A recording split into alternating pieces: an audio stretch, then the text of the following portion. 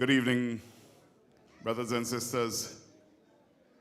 We are constrained by the fact that the political leader is still delayed on the road because of what we assume to be an accident in a Delphi area. Also know, he is not in the accident, he is just delayed by that accident, yes? So he will be here. In the meantime, we do have our 4 St. Andrews Big 4 candidates with us. And so we'll use the opportunity to hear a little from them during that time while we await the arrival of the political leader. So, but we usually start these meetings with a word of prayer. Yes? Who is designated to say the prayer this evening? You all say me? Well, okay, I guess I'm just have to say the prayers.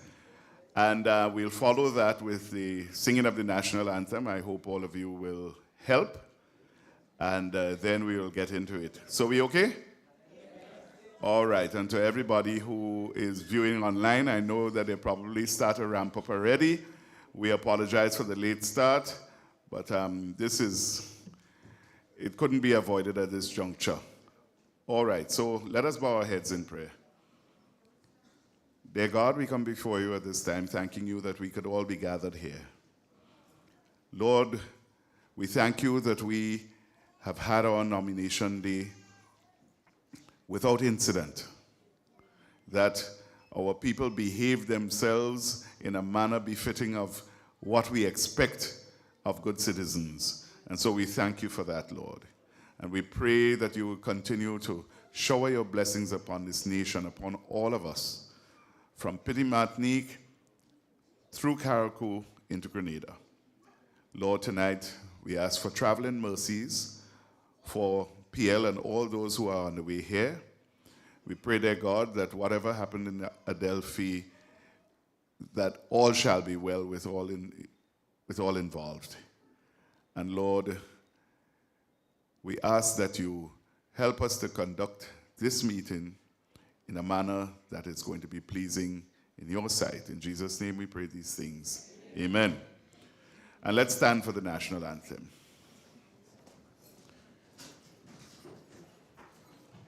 Hail, Grenada, land of ours, we pledge ourselves to thee.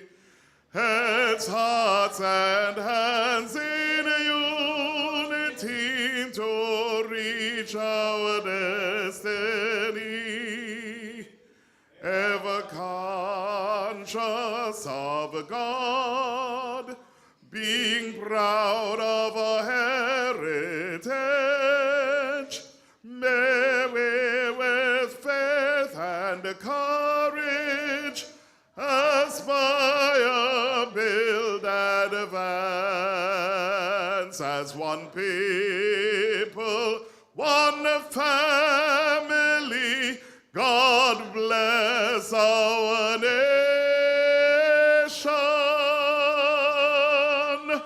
Give yourselves a round of applause, or they could sing.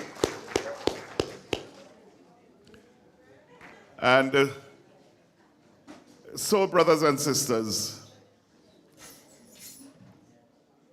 as we have decided, we shall invite to the microphone our first candidate.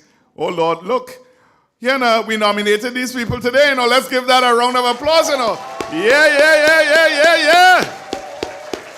All our candidates are duly nominated and ready for June 23rd. Yeah. I find it was a little cold, man. Like I and all need coffee. You know what I mean? Yeah. I had to warm up the blood a little bit. So, brothers and sisters, you know, we don't always have things the way we'd like, but we have to make the best of the situations that we are in. And so I invite to the microphone at this juncture our brother and candidate, David Andrew.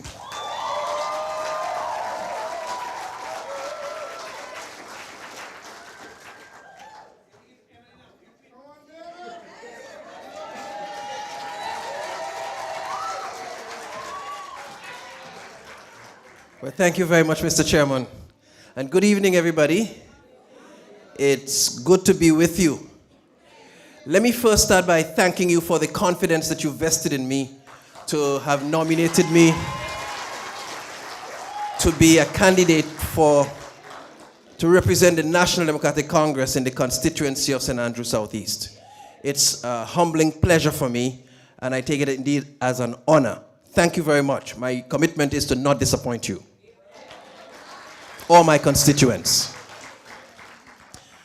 Right, so I'm suppose good night to everybody. Good night to those following us on the live as well, in the diaspora and everywhere else. Thank you for joining us. So it's my pleasure to deputize in the absence of our political leader. Did I just say that? Well, right. I mean, he's not yet here, and so I'm being called upon first to fill in this slot. So let me just share a few words quickly. Who is David Andrew? I'm a son of Selina Andrew and Eversley Andrew of Ladig. I grew up there. I'm a brother to 5 other brothers and 5 sisters. Yeah, 11 of us. In fact, and another sister as well. So 5 brothers and 6 sisters, right? Yeah. All of whom are alive, thank God, and all of whom are contributing citizens to Grenada. And there's a couple of who are away, but they're all contributing citizens, and we are quite grateful for that. I'm a father of 3 wonderful children, ages 19, 16, and 13 on Maurice Bishop's birthday. Yeah. So I could finally say 13. Yes, she turned 13. I am a husband of 1 wife, a beautiful lady you would see somewhere. She's sitting somewhere about, I suspect she's right in front right there. Yeah. Earlier she told me she was going to try to find a spot that was kind of quiet so she could sleep. But I'm not sure there's any such spot here. So, yes, and we've been married happily for the last 21, going to be 22 years in August. And in the company of these many witnesses, allow me to say that if I had to do it again, I will do it the same way with her again, dear. Yes. Thank you. Right. So that's David. I believe in the inherent worth of human beings. I believe that all of us have worth as human beings, and that no position makes us any more superior than anybody else. Because at the end of the day, if Randall gets cut, he bleeds. If the Prime Minister gets cut, he bleeds. If the Governor General gets cut, she bleeds. If the President of the United States gets cut, he bleeds. You understand what I'm saying? And inherently, I believe we have all been created with value and worth. And I always try to make that point because I think some persons have forgotten that. And they've allowed themselves to be mistreated. They've allowed themselves to be bought. They've allowed themselves to be shortchanged because they don't believe that they have inherent worth. But this little black boy here understands that he has inherent worth and value. And I wish everybody listening to me could understand that you have inherent worth and value. And it doesn't matter what anybody says about you or does to you, you are still a worthwhile individual. And I want people to know that. I want our young people to know that. Regardless to what names they call you, what programs they put you in, what titles they give you, or how they brand you, whether you're vulnerable, whether you this, whatever they say, you are still inherently worthwhile. The challenge comes, though, when you don't understand that, when people fail to understand that. But I believe in the inherent worth of people. And this is one of the reasons I'm propelled to get into this business of politics and people representation. I was a classroom teacher, so I started teaching at age 19. And I spent a number of years at the Grenville Secondary School. I spent 10 years there. Dr. Sincere was my colleague then, so we taught there together. I taught French. In fact, she too taught French, so we get along quite well. Having taught French, we still speak French fluently. French and other areas too. Oui, bonjour, bonsoir, on va dire, oui.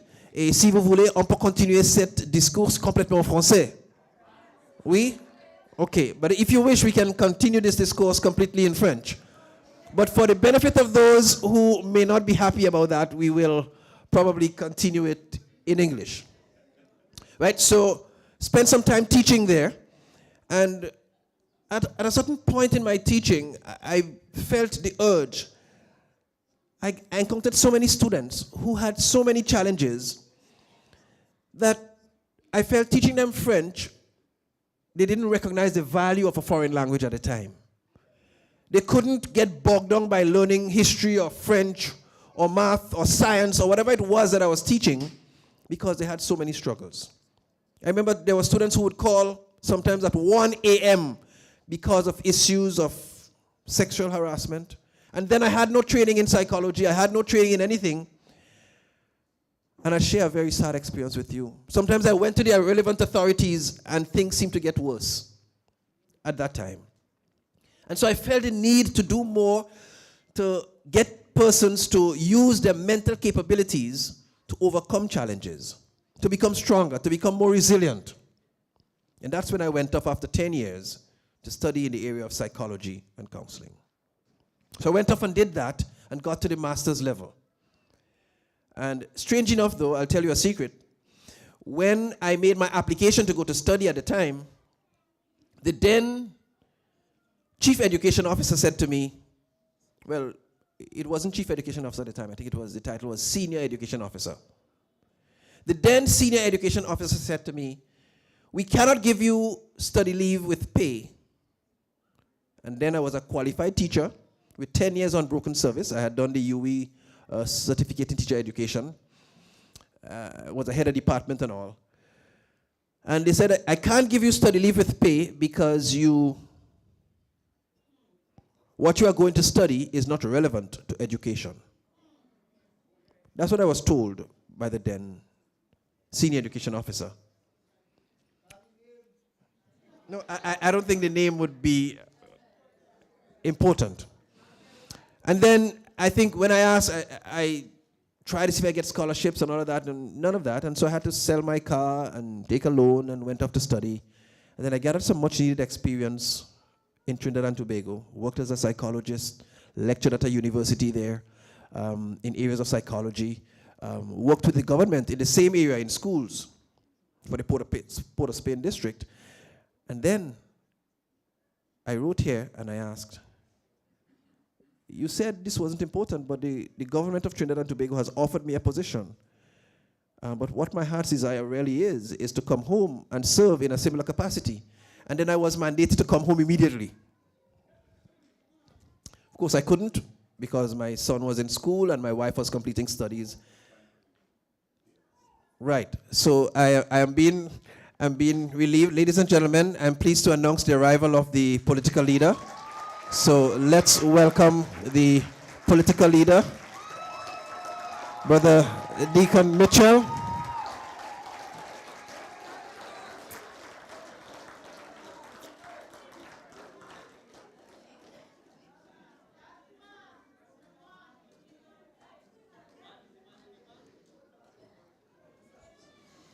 So, welcome, sir. Right, yes, he was firmly endorsed.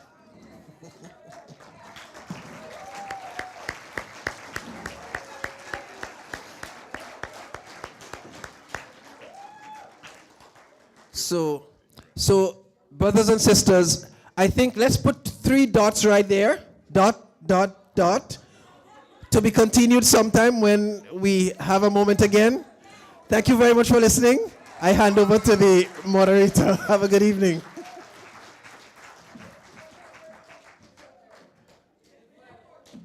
So, so you see the quality. You see the quality we have up here. You see the quality we have up here. In the words of the man, if you examine them one by one, if you examine them one by one, you know that we have a competent team who can lead Grenada forward. Yes. And Yemena, I did there when he said that. You did there when he said that too?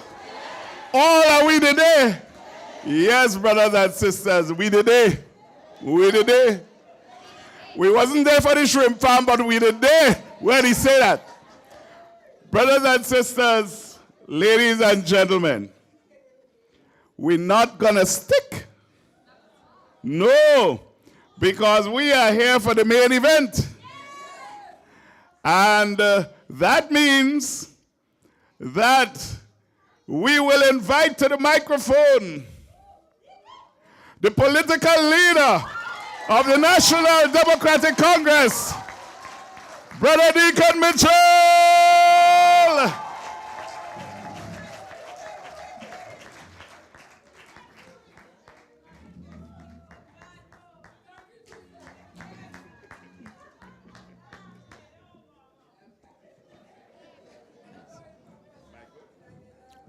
Mic check. See.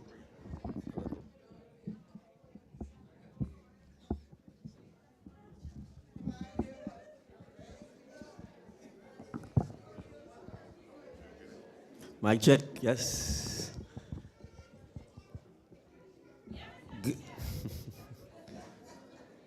Good night, Deluxe Cinema. Good night, Grenville.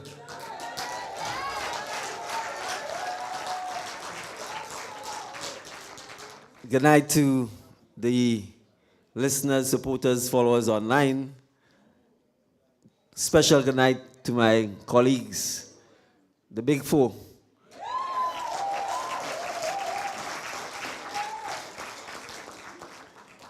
Lennox, Gloria, Tessa, and David.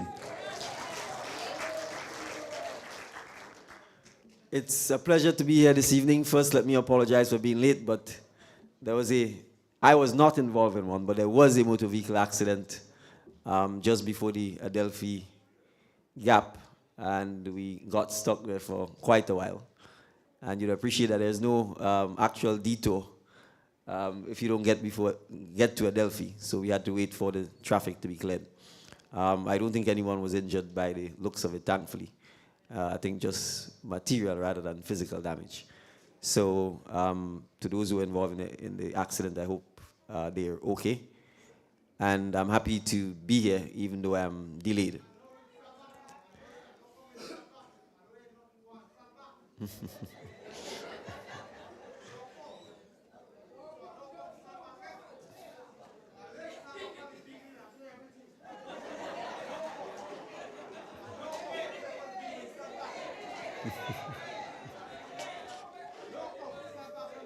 Well, you're on time. You're on time. You missed David's presentation for sure, but I haven't begun to say anything yet other than good night.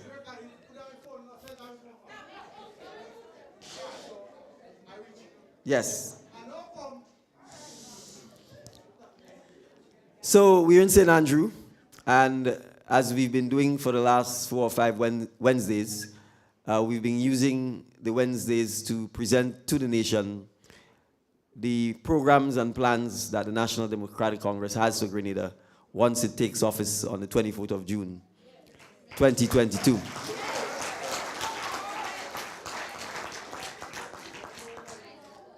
And tonight is no different. Naturally, because we're in St. Andrew, we wanted to perhaps focus a bit more on matters that we believe are important to St. Andrew and matters that affect the lives of persons in St. Andrew in particular. So there are 3 areas that we want to touch on. 1, agriculture, agro-processing. 2, fishing. And 3, the revitalization of the tongue of Grenville.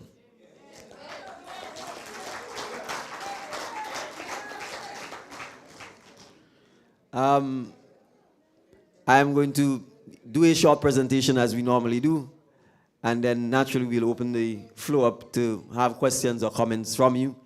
And you do not have to limit your questions to me. As the incumbent has said, the team is experienced and capable and ready to move Grenada forward.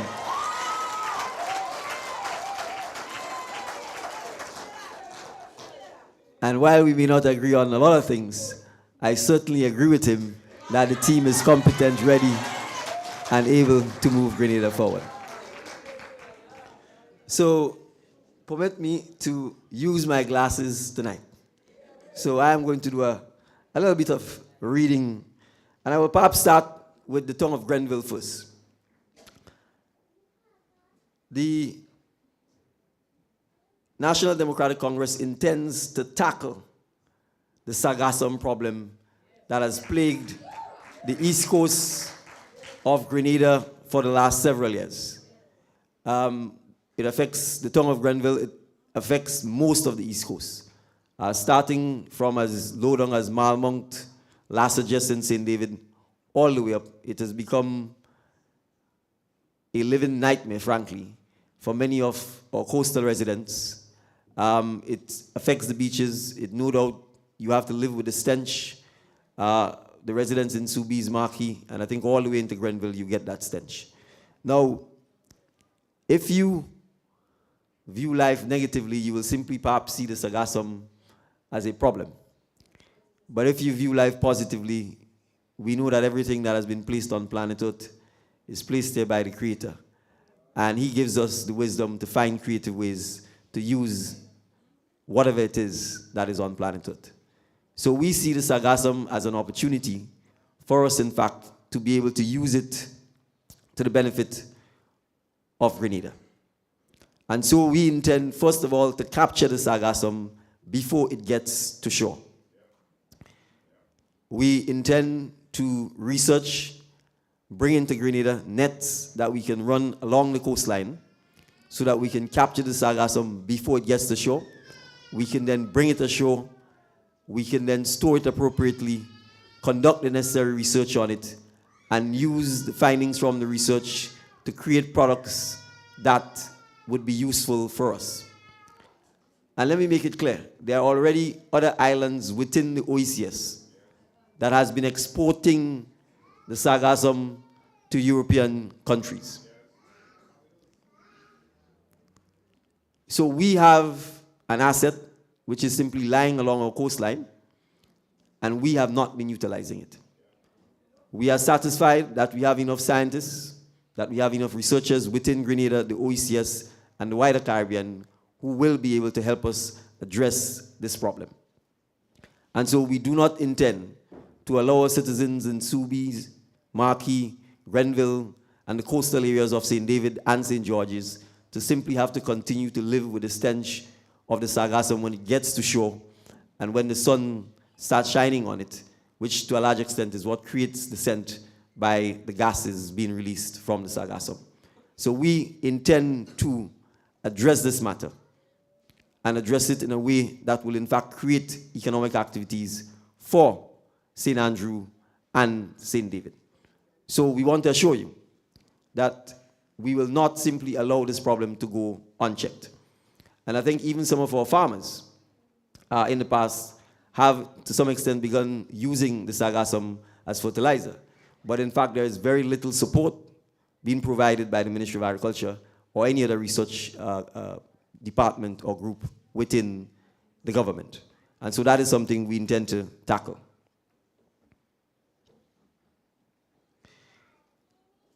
Now, some of you may be aware of what is called the Grenville Greater Development Plan. We intend to, in fact, have the plan refreshed. We intend to come back to the people of St. Andrew and those in the immediate environs of Grenville and consult with them and to, in fact, implement the plan in a phased manner. Now, one of the things we intend to address is the flooding in Grenville. We are aware that in the past, pumps operated, and these pumps helped to pump the water out of Grenville as quickly as it came in.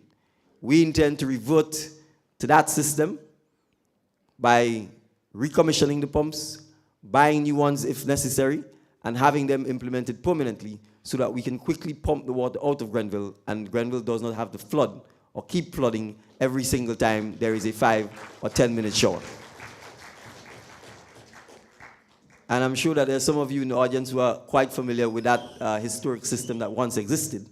And I've heard some of the senior citizens speak about that in the past. So that is something that we intend to implement, and that is part of the consultation process. This is not my idea.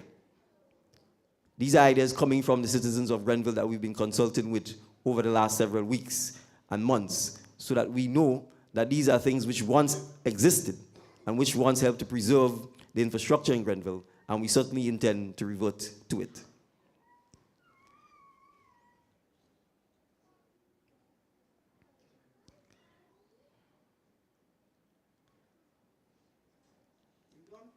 No, we're now getting started. We recognize that the infrastructure of Grenville itself requires modernizing, redevelopment, and in many cases, the entire town of Grenville requires a facelift.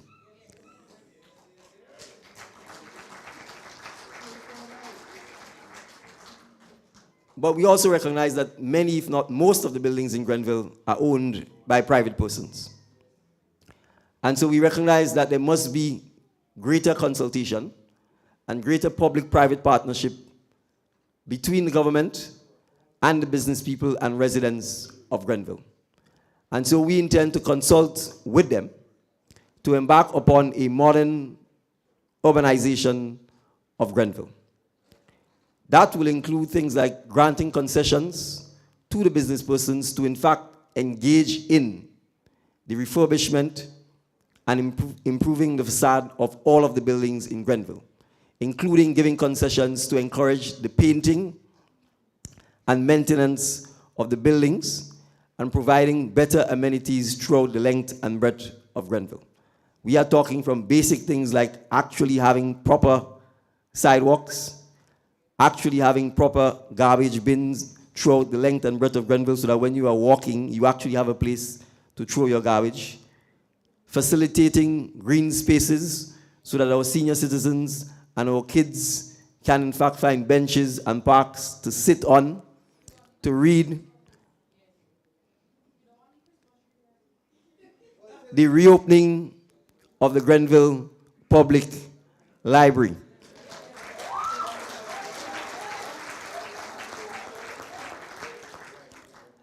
And as I said last Wednesday in Guave, we intend to provide free high-speed internet at all our public spaces so that all of our citizens, young, old, and school children, have access to high-speed internet in all public places. So that is just some of the plans for the revitalization of Grenville itself. The final thing I will add to this is the question of housing. I have been teasing about our housing plan.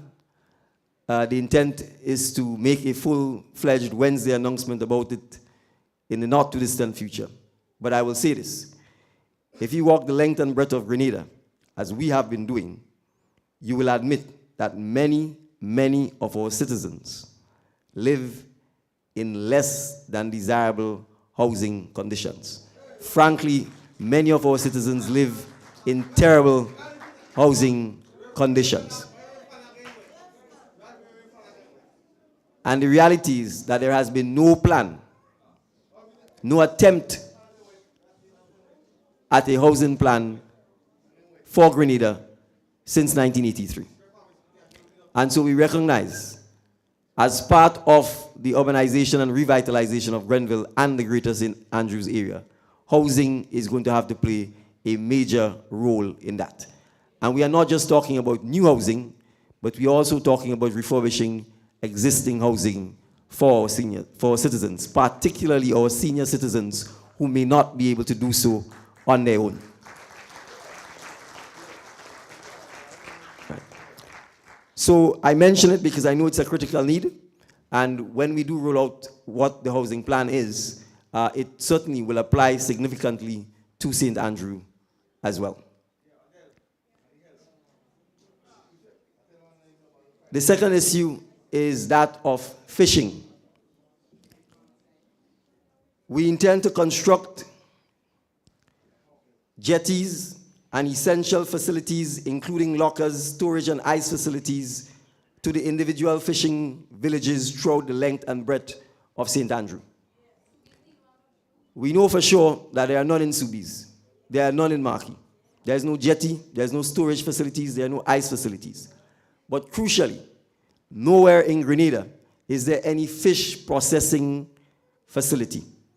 Nowhere in Grenada is there any significant fish storage capacity. Nowhere in Grenada is there any facility that manufactures and adds value to our fish. Last night in St. David, a citizen made the point that we are exporting high-grade tuna and importing low-grade frozen chicken.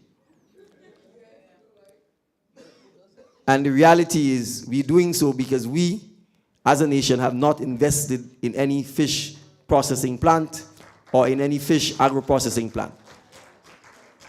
And we feel that the Simoon Industrial Park is an ideal location for us to, in fact, begin the process of the building and setting up of a fish processing plant to serve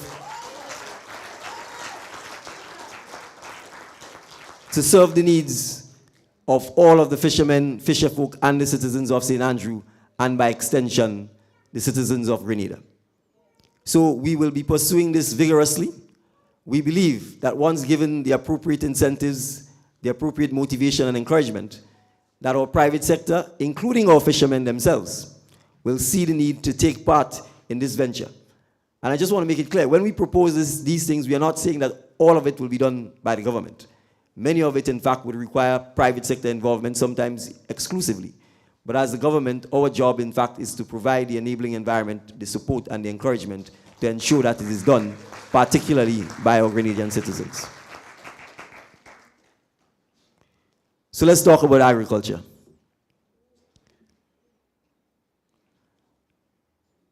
We will undoubtedly recommission the Maribor Agricultural School.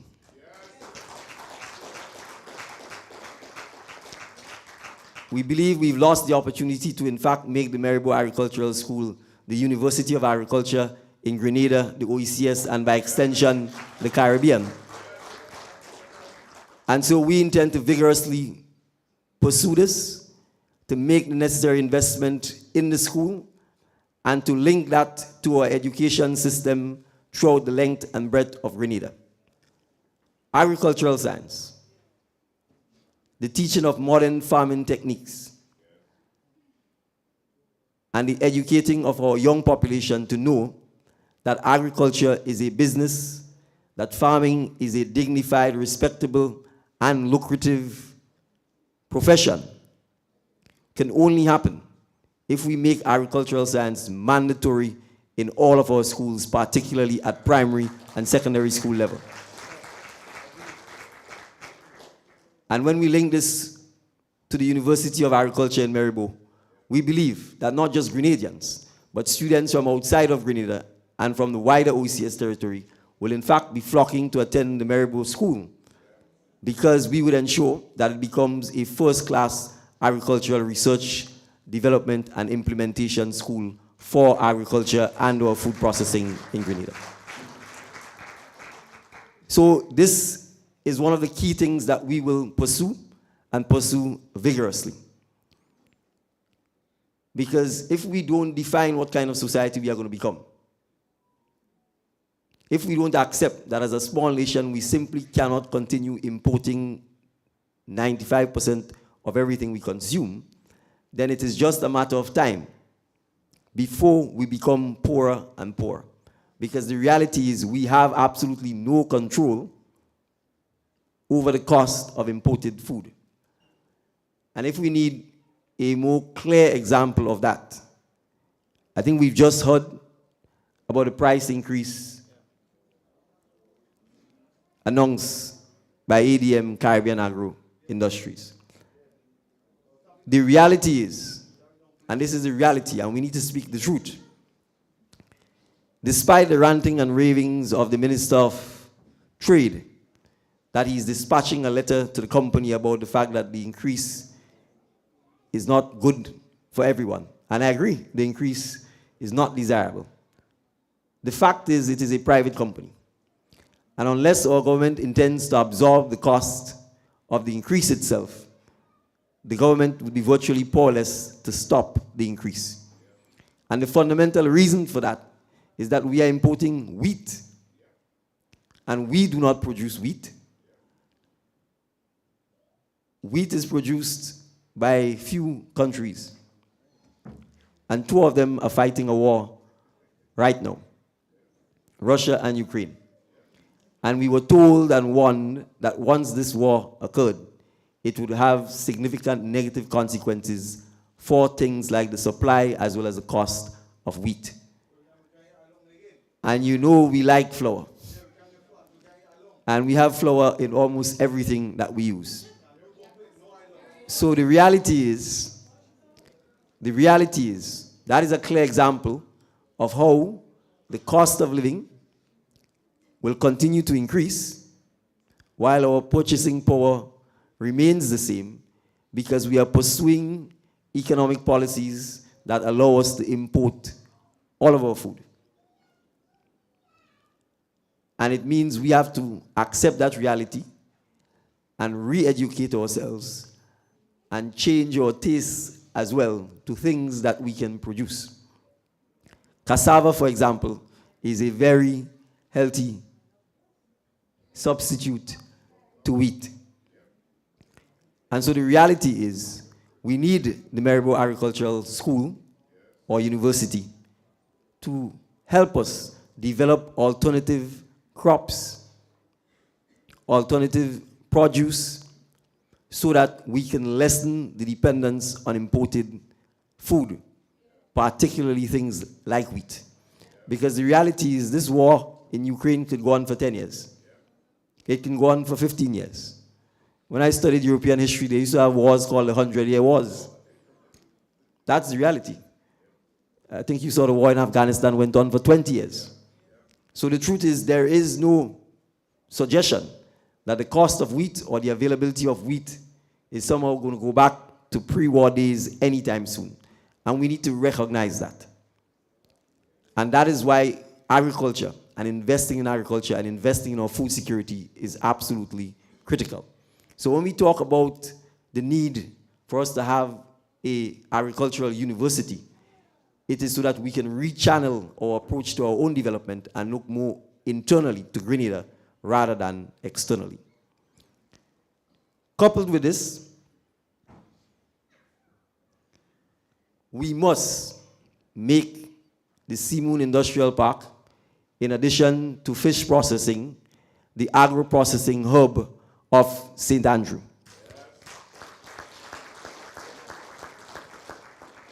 And so we will certainly invest in the storage capacity, in the chiller and freezer capacity, to ensure that our fruit and vegetables in particular get longer shelf life and that we can preserve them for when they are out of season. The reality is, the food, the peppers and all of that that are imported from Mexico and so on, these things are picked and placed in chillers, placed in chill containers for extended periods of time and then imported into Grenada. That is the reality. So temperature control is one critical way of preserving the life of fruits, preserving the life of vegetables. But as you know, there is virtually no storage, no chiller, and no freezer capacity for fruit or vegetables in Grenada. And those are things that we absolutely recognize as a government.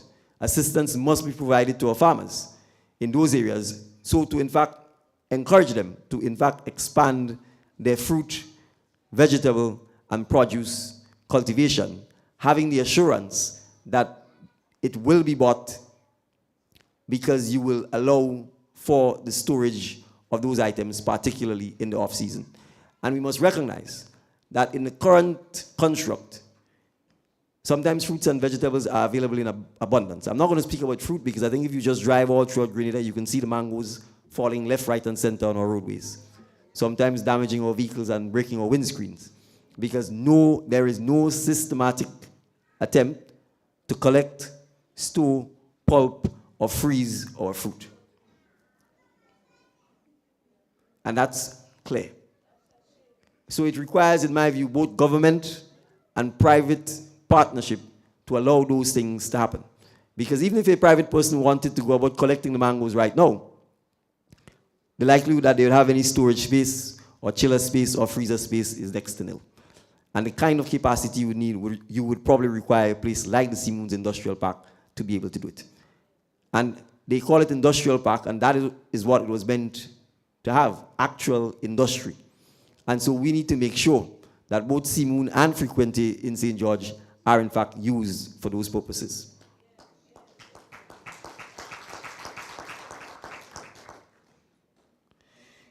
One of the things that has not happened in Grenada, I think, over the last 40 years, is a systematic attempt to find new crops that can grow in Grenada, or old crops which we abandon and we should consider regrowing or replanting. Now, most of the crops we have in Grenada were introduced pre-independence, or bananas, or cocoa, or nutmegs, all of our spices. I could be wrong, but I think the only fruit that was introduced into Grenada, and it was done by the Taiwanese, is wax apple.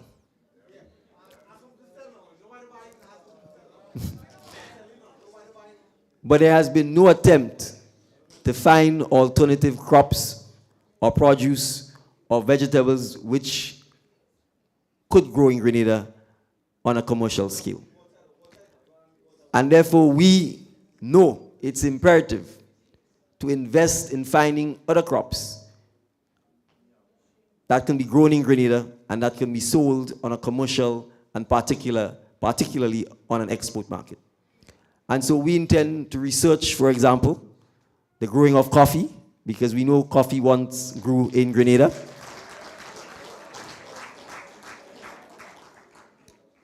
One of the most expensive commodities in the world is vanilla beans.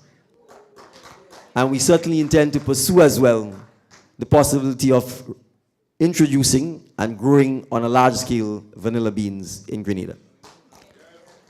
And then finally, as we've said before, we intend to legislate the legalization of marijuana so that we can create a medical marijuana industry and the byproducts associated from the cannabis plant. And I want to re-emphasize, the legalization of marijuana is to create a medical marijuana industry and the creation of commercial byproducts from the cannabis plant. We have been left behind in that regard. Again, our colleagues in St. Vincent, Jamaica, in fact, all of the OECS have moved leaps and bounds ahead of us in that regard. So the only advantage of us being left behind is that we can take the best of all of what they've done so that when we do launch the product, we can then leapfrog them because we would have been able to learn from their experiences. And so that is the approach we intend to pursue as it relates to that. I have said so publicly, and if on the 24th I'm the first one to have to plant a new nutmeg tree, I will invite you to plant it with me. We must embark on a national replanting of all our spices throughout the length and breadth of Grenada. We accept that to do so would require us to address the issue of access to lands. We do not see this as a difficult or insurmountable issue. The fact is there are significant large tracts of land in Grenada that are owned by absentee Grenadians or absentee persons in general. We therefore will invite them to engage in sharecropping with Grenadians who wish to cultivate and have access to those lands. We recognize that we do not wish to get into any situation where we are acquiring lands of people unless we absolutely have to. So the intent will be to encourage sharecropping so that those who own the lands but are either too old or uninterested in working the lands will put the land as part of a land bank that we will make available to Grenadians who wish to work and have access to the lands, particularly on a commercial level. And then we will engage in a sharecropping arrangement that means that at the end of the day, the owner of the land is paid some portion of the net profit, not net revenue, because we recognize that those who are actually working the land must have the opportunity to reap the rewards of having worked, cultivated, and invested in the land. And if they are profitable in doing so, then we will ask that an arrangement be entered into with the owners of the land so that they be paid a certain percentage of the net profits of the land. But access to land is only one of the issues that we face. Farm labor support is also another issue that we face. And as a government, we do not wish to engage in giving people temporary employment only around Christmas, Easter, and Carnival time. We do not wish to engage in giving people employment only around a month before elections. Agriculture is full-time employment. And therefore, one clear way of addressing the unemployment and the underemployment situation in Grenada is to, in fact, encourage our people to go back to agriculture where they can be paid full-time, where they can earn things like pensions, where they can earn things like retirement savings, where you can buy health insurance, etc. Because the reality is, all of the persons who are being paid who are being given part-time work, they will have no pensions. They will have no retirement saving plans. They will have no money to address healthcare issues as they get older. And so that kind of approach is a pattern, a recipe to keep you in poverty. But if you engage in commercial farming, it gives you the opportunities to have retirement saving plans, to get things like back pay, to be able to buy health insurance, to be able to engage in pension payment, to be part of the national insurance scheme and the social security system in Grenada. So we certainly will be encouraging a farm labor permanent support that allows the revitalization of the rural economy in particular, because there is no way that agriculture and farming could get back to the levels that we wanted to get back to without having persons working permanently 5 days a week in agriculture. And so that is one of the things that we will be committing to encourage, to educate, and to incentivize, particularly in the rural communities, our citizens to get back to farming as a full-time means of employment. We also recognize as well that farmers are challenged with access to equipment. And we do not believe that we need to take an individualized approach to this. The government and the farmers can certainly engage in a cooperative approach to buy, store, maintain, and share the use of heavy equipment and machinery that is needed for clearing lands, clearing roads, and helping farmers prepare the land for planting.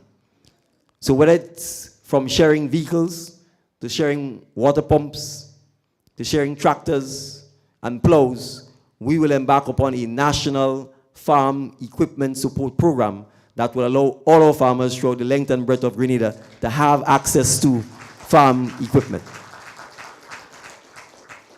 Now, immediately you'd recognize this would also provide the opportunity for our mechanics to get work and for younger mechanics to be trained in the use, operation, and maintenance of farming equipment and heavy-duty equipment. And that is part of the plan that we need to engage in. We need to recognize that each sector depends on another sector to function. And so we need to encourage and continue the linkages between our respective sectors.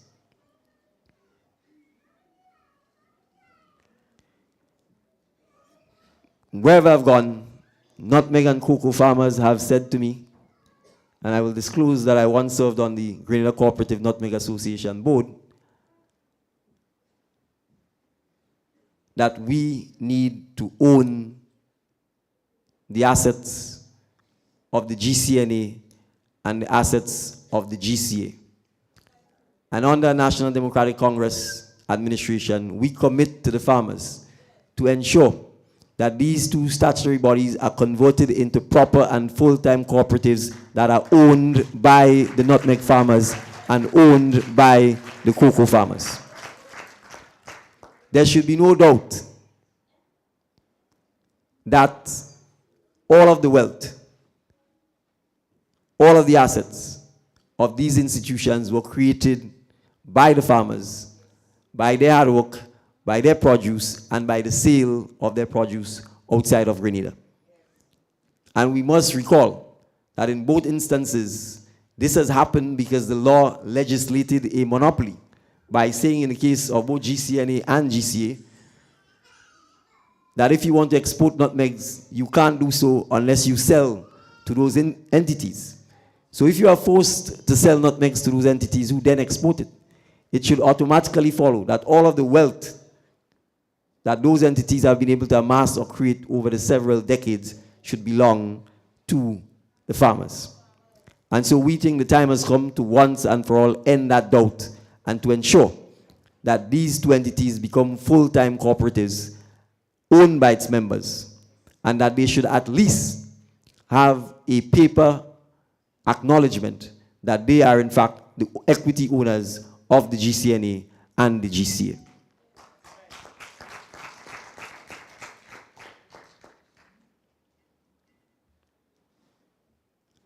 Finally, I want to address an aspect of agriculture that I think we often overlook, which is the role of women in agriculture.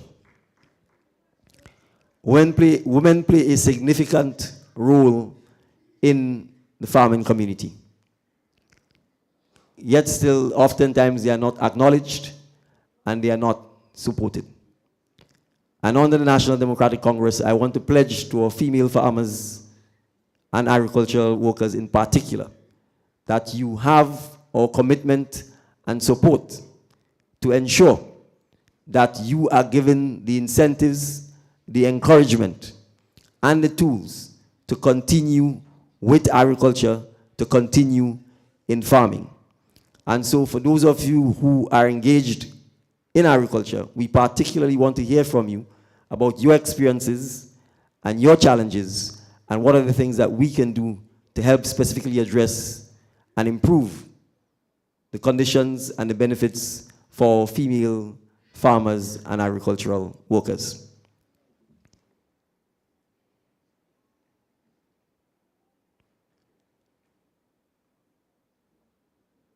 Finally,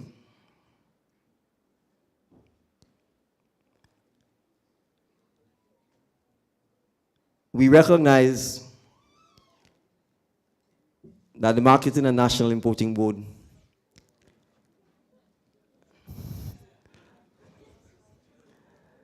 has been a less than ideal partner in the development and support to agriculture, to farming, and particularly to finding markets for farmers' produce. The suggestion that the MNIB is playing the role it was meant to play, I think is a farce. I think if you did a survey amongst farmers in particular, they do not hold the institution in any high regard. The institution itself has racked up several millions of dollars of debt over the years. And so we recognize that the time has come for a complete revamping of the Marketing and National Importing Board.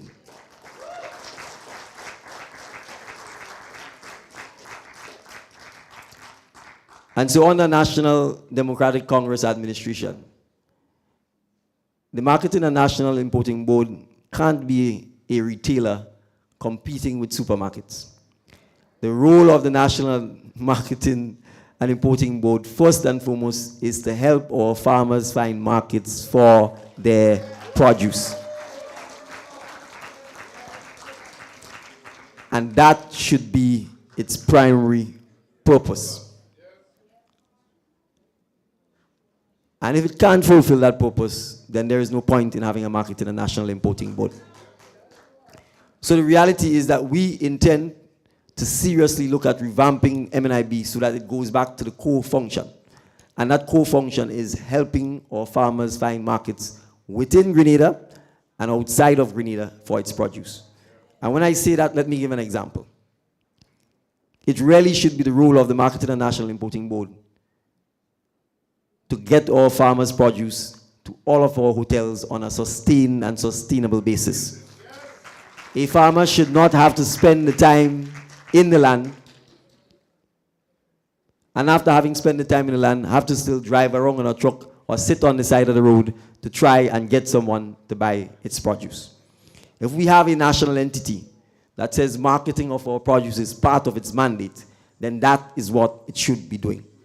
It should be the one taking the produce off the hands of our farmers at a fair price, storing it, sorting it, and getting it on a consistent basis, day in, week in, month out, to the respective markets. And that is what we would want the marketing board to be focused on. And we are satisfied that if that mandate is carried out, it will also help reduce the import bill, because many of our hotels are importing food by the container load, by the container loads directly from Miami, Brazil, elsewhere. And you have farmers here who produce crops, produce, fruits, vegetable, and they can't find anyone to buy them. And they're organic. So I want to commit to St. Andrew and to our farmers in St. Andrew in particular that the revamping, the modernizing, and the getting of the MNIB back to what it was meant to do is one of our top priorities. And if it cannot be done, then there's no point in having a Marketing and National Importing Board. Right? We will then have to find the appropriate medium to help our farmers with finding markets for their produce. So I want to end here on that note. As I said, we'll be happy to take questions or comments from you, and you can feel free to direct them to any of the experienced team members here who are ready to take Grenada forward, as well as myself. Thank you.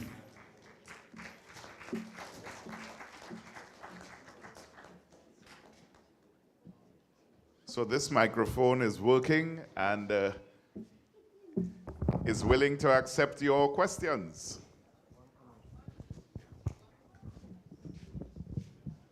Thank you. Pleasant good night, political leader. And pleasant good night to the political leader of the National Democratic Congress and the newly nominated candidates for the parish of St. Andrews. I'm very elated to be here. I was looking at the live, and I didn't even know you were coming to Grenville tonight. I've been waiting for this opportunity for quite some time. And I think your plans are very, very good plans. As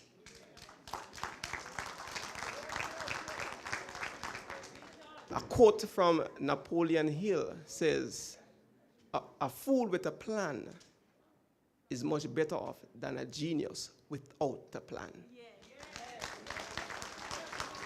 And what we see happening over the years with our leaders is that they have stifled our potential to grow for their personal gain. They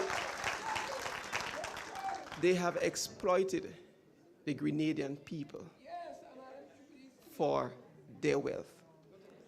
And it's about time that we as Grenadians, young as well as old, stand up and change the game.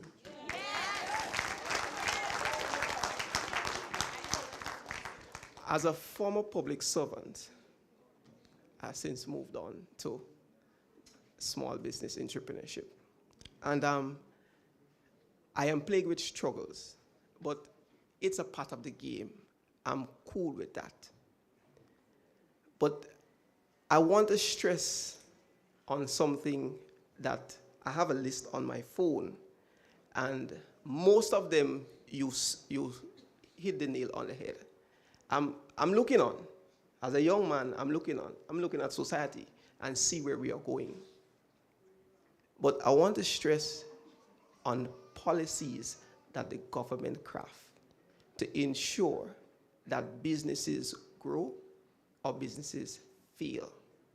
And what I've seen happening over the years is that the policies that the government craft is policies to help us fail. I can give a classic example. You hear the Prime Minister comes and talk about small businesses,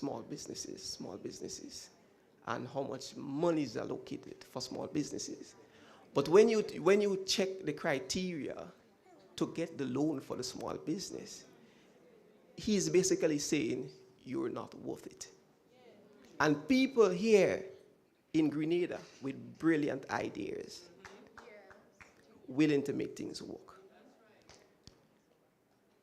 You getting in there, you have to ensure that the policies that you craft is policies that will help Grenadians grow. Right? You stress on export market, and I think this could be a big drive for wealth for Grenada. Listening to the news a couple of weeks ago, I was so appalled. Barbados, right there, is shipping breadfruit to Canada and England, $12 and $15 per breadfruit. Could you imagine that? Look at St. David's, filled with breadfruit, falling on the ground. Again, MNIB. That is their role. So that is something that we really need to, if Grenadians need to grow and be wealthy, the export market, we need to tap into it. As you said, money is liquid. You could think about any number in your mind, and there is just enough, that amount of money in the world and more. But we need to have the right resources to tap into it, right? Education. I remember having a conversation some time ago, and you said a study shows that 1% of Grenadians get a university education. Particularly, 1%, 1 single percent. In the next 10 years, we'll have a dunce generation. And on that basis, my recommendation is that throughout the length and breadth of Grenada, there should be a team who is looking at children who have excelled in excellence. You can work with the principals in the school, the teacher, whoever. Select those children, sit with the parents, offer them a scholarship, full or half, whatever the case may be. But you propel them, because education is a way to look at Switzerland. See what I'm saying? Education has changed the dynamics of people all over the world. And we have to ensure that our young generation have that opportunity to get a university education. And we have world-class university here. What is the government doing?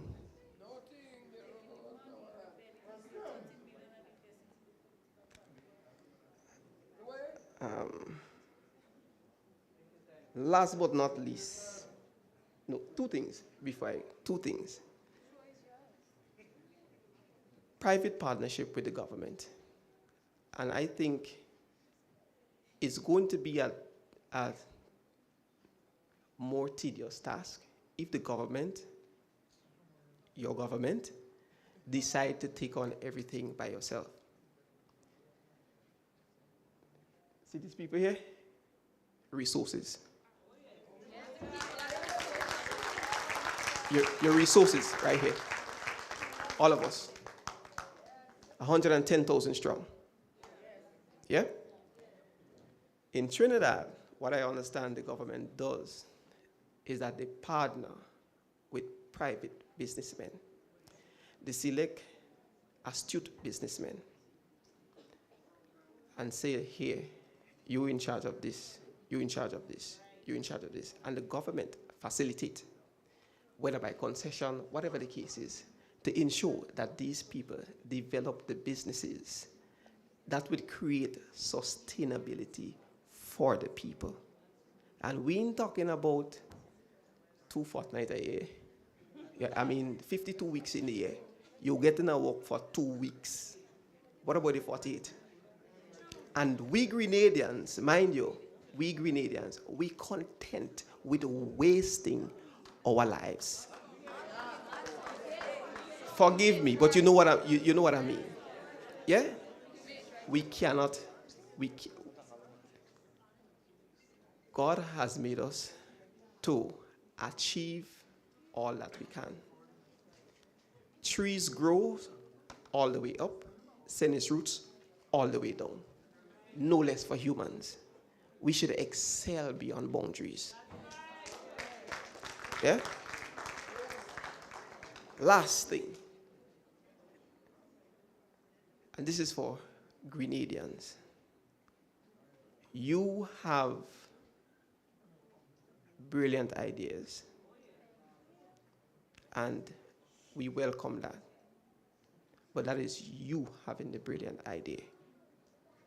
However, with all the brilliance that you have,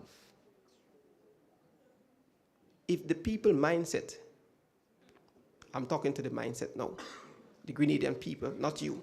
You have the brilliance. You have the know-how. You have the spirit. You have the drive.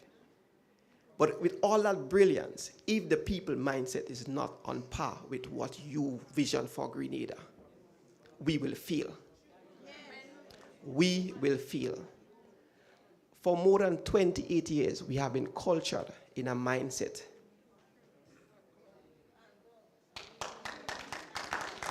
And that needs to change. If that doesn't change, we fail as Grenadians. And I think the best way to start is with our young ones in the school.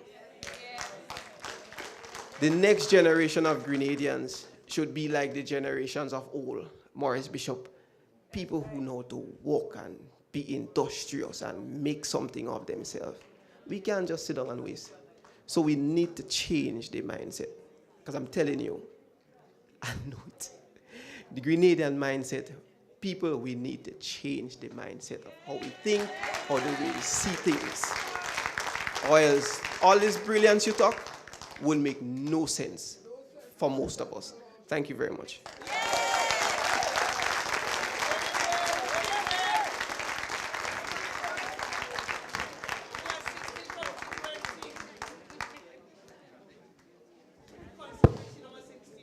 Well, I don't think I can say anything more than thank you for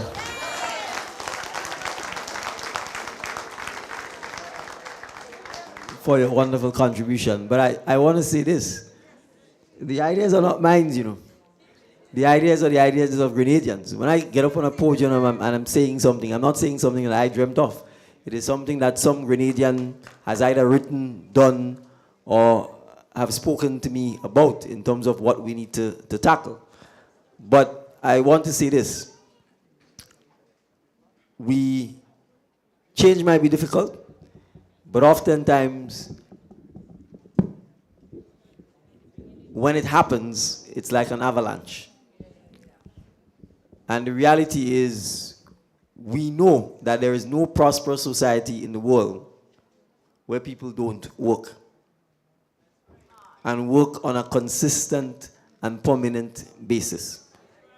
And so as a country, if we want to prosper, if we want to do better, our job as leaders, our job as persons who are advocating for public service, is we have to be honest with our people and say to them, you have to work. Right? And not working is for people who are somehow physically incapacitated. And even then, people who are oftentimes are physically incapacitated still work. So as persons who are fit and able-bodied, there is no excuse for not working. And I'm not going to sit here and pretend that we think otherwise. Our job is to lead and to lead by example and to say the truth. And the truth is, if you don't work, you will not prosper. If you don't work, you will remain in poverty. And the government could only assist you for so long because all of the government money is coming from people who work. It is taxpayers' money. And you're not a taxpayer if you're not working. So the reality is, to begin the process of that mindset, somebody has to be bold enough to tell the truth, regardless of the consequences. And I could tell you this, we're not worried about not being in public office. That is why we can speak openly and publicly about the things we need to do to begin the process of improving Grenada. But thank you for your contributions. They were brilliant. I will say this, one thing occurred to me when you were speaking, and I want to throw this challenge out to Grenadians. The government is not just the 15 parliamentarians or the 10 or 12 government ministers. The government oftentimes, not oftentimes, all the time, is made up in the context of Grenada. There are about 50 or 60 people who've been recycled over and over and over and over again for the last 40 years on every statutory body, every statutory board, every government entity. The same set over and over and over. And Grenadians, it is time for you to recognize they too are part of the problem. They too have not come with creative solutions for the challenges we face. So we need people like you to be on those boards. We need people like you in the audience to be able to step up and say, I am prepared to make my contribution to make these organizations work better for Grenada. So whether it's MNIB, whether it's the Airport Authority, whether it's Grenville, whether it's Nawasa, we can go on and on, gravel and concrete. These entities are meant to serve the Grenadian public. And they stack oftentimes with people whose only loyalty is to a political party and who don't know the elbow from the toe, but they're both members. And that is part of the problem. So we need to open up these institutions to Grenadians who put Grenada above political affiliation or political party.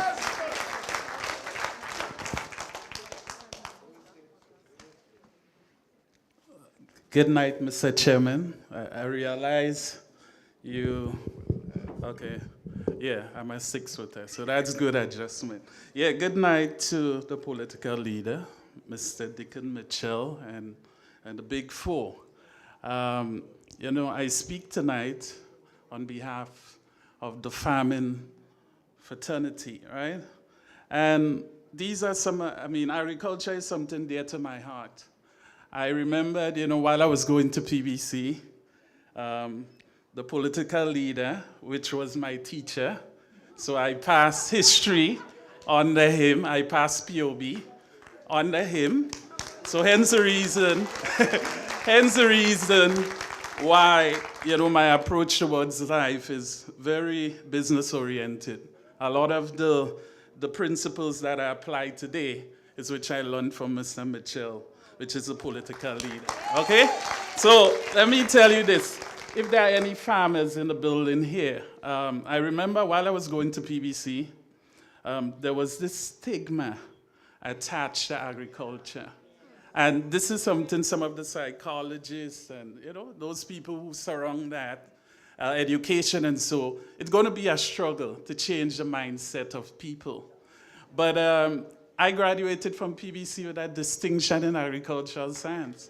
But when I left, the stigma that was attached, I say, wow, I'm not feeling that welcome. Because you hear your peers telling you, my father say, he wants me to be a doctor, a lawyer. But when you look today, as I grew older, I realized that some of the richest people in the world are farmers. You look throughout, look what is happening in Ukraine now, in Russia, you realize the dependency on the wheat and some of the sunflower and these kind of things. And you know, I was there and I was thinking and I say, no, I need to go back where I belong. I went into the field of marketing. I'm a qualified marketing manager. Everybody knows me as an entertainer, doing karaoke throughout Grenada. But my field is marketing, and I love it. But I realized that something was missing from me, and I ventured into farming. And I wanted to go because I realized that there's always, sometimes there are surpluses, there are gluts in the market. Some days you cannot get certain things. So I went into lettuce and so on. I decided, well, I want to get into the container farming because I wanted where everything is grown on the light.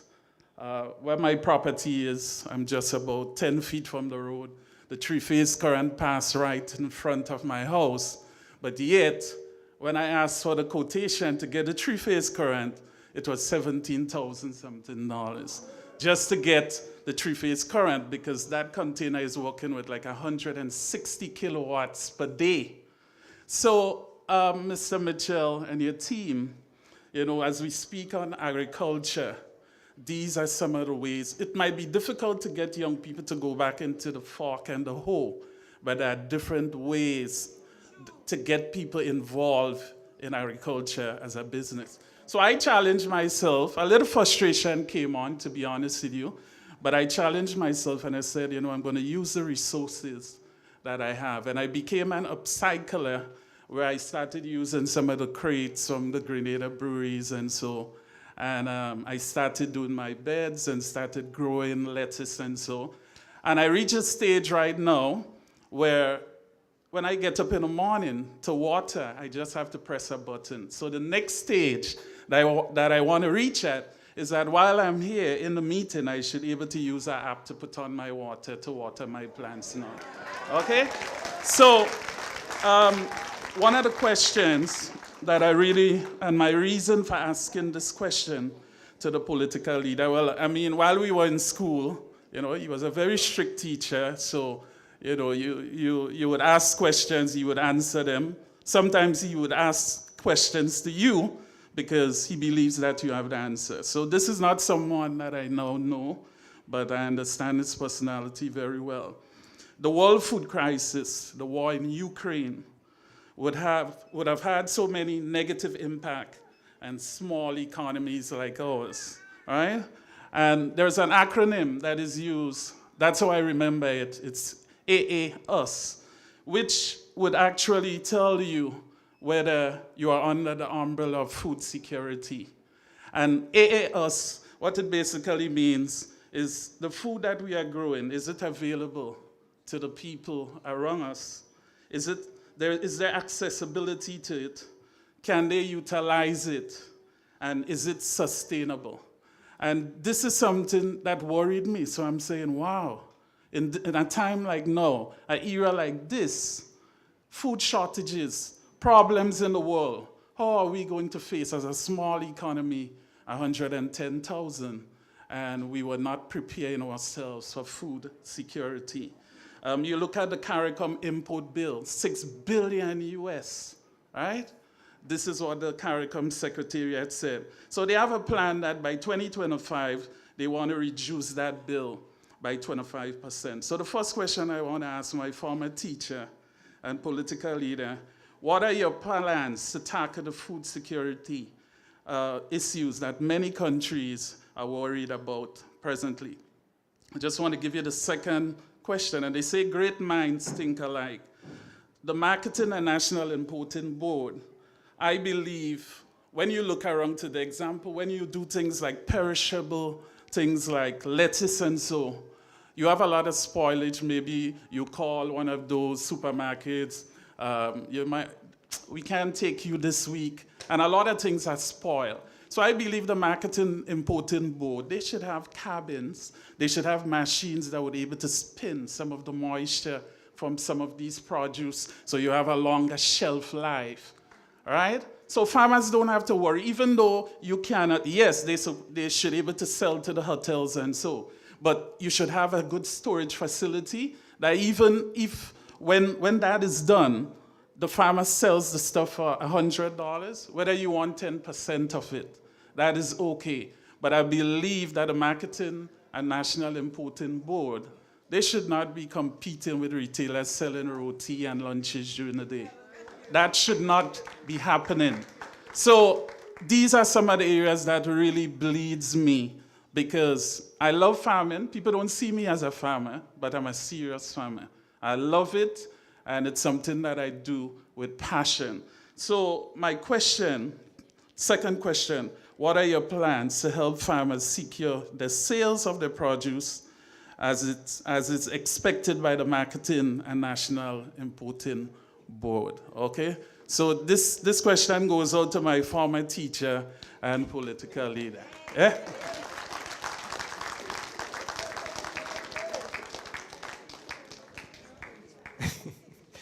I suppose if I can't answer the question, it means I did a good job as a teacher, because the point of teaching is to make your student better than the teacher.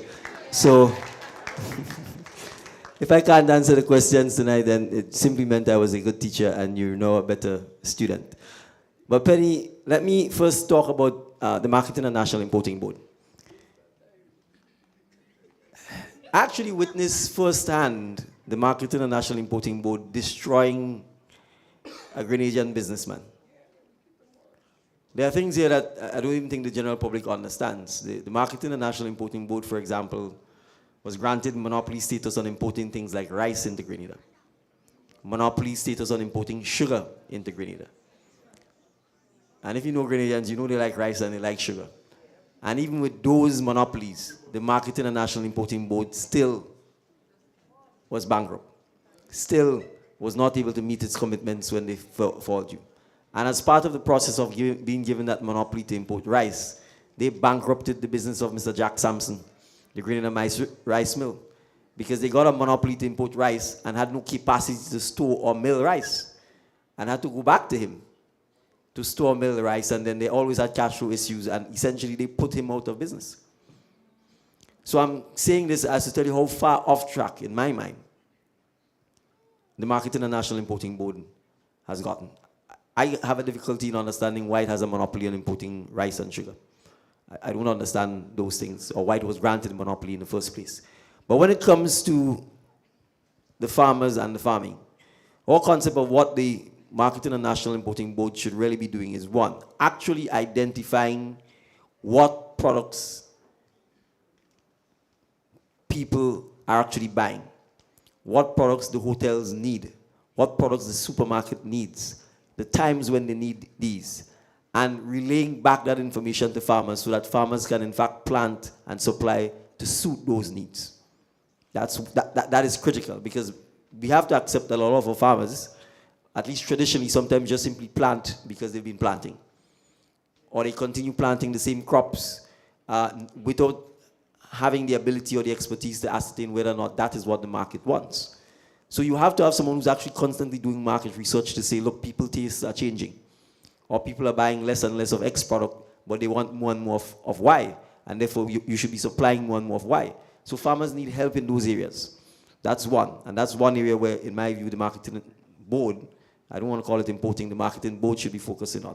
Second, helping farmers actually grow new crops, identifying new crops. So when I talk about things like the vanilla beans or the coffee or any other crops, those are areas that the Marketing Board, in my view, should be addressing. I'll give a third example. I don't know if we're aware of this, but the second or third item that we import the most in Grenada is seasoning. We import, that's the second or third item that we import the most in Grenada, seasoning.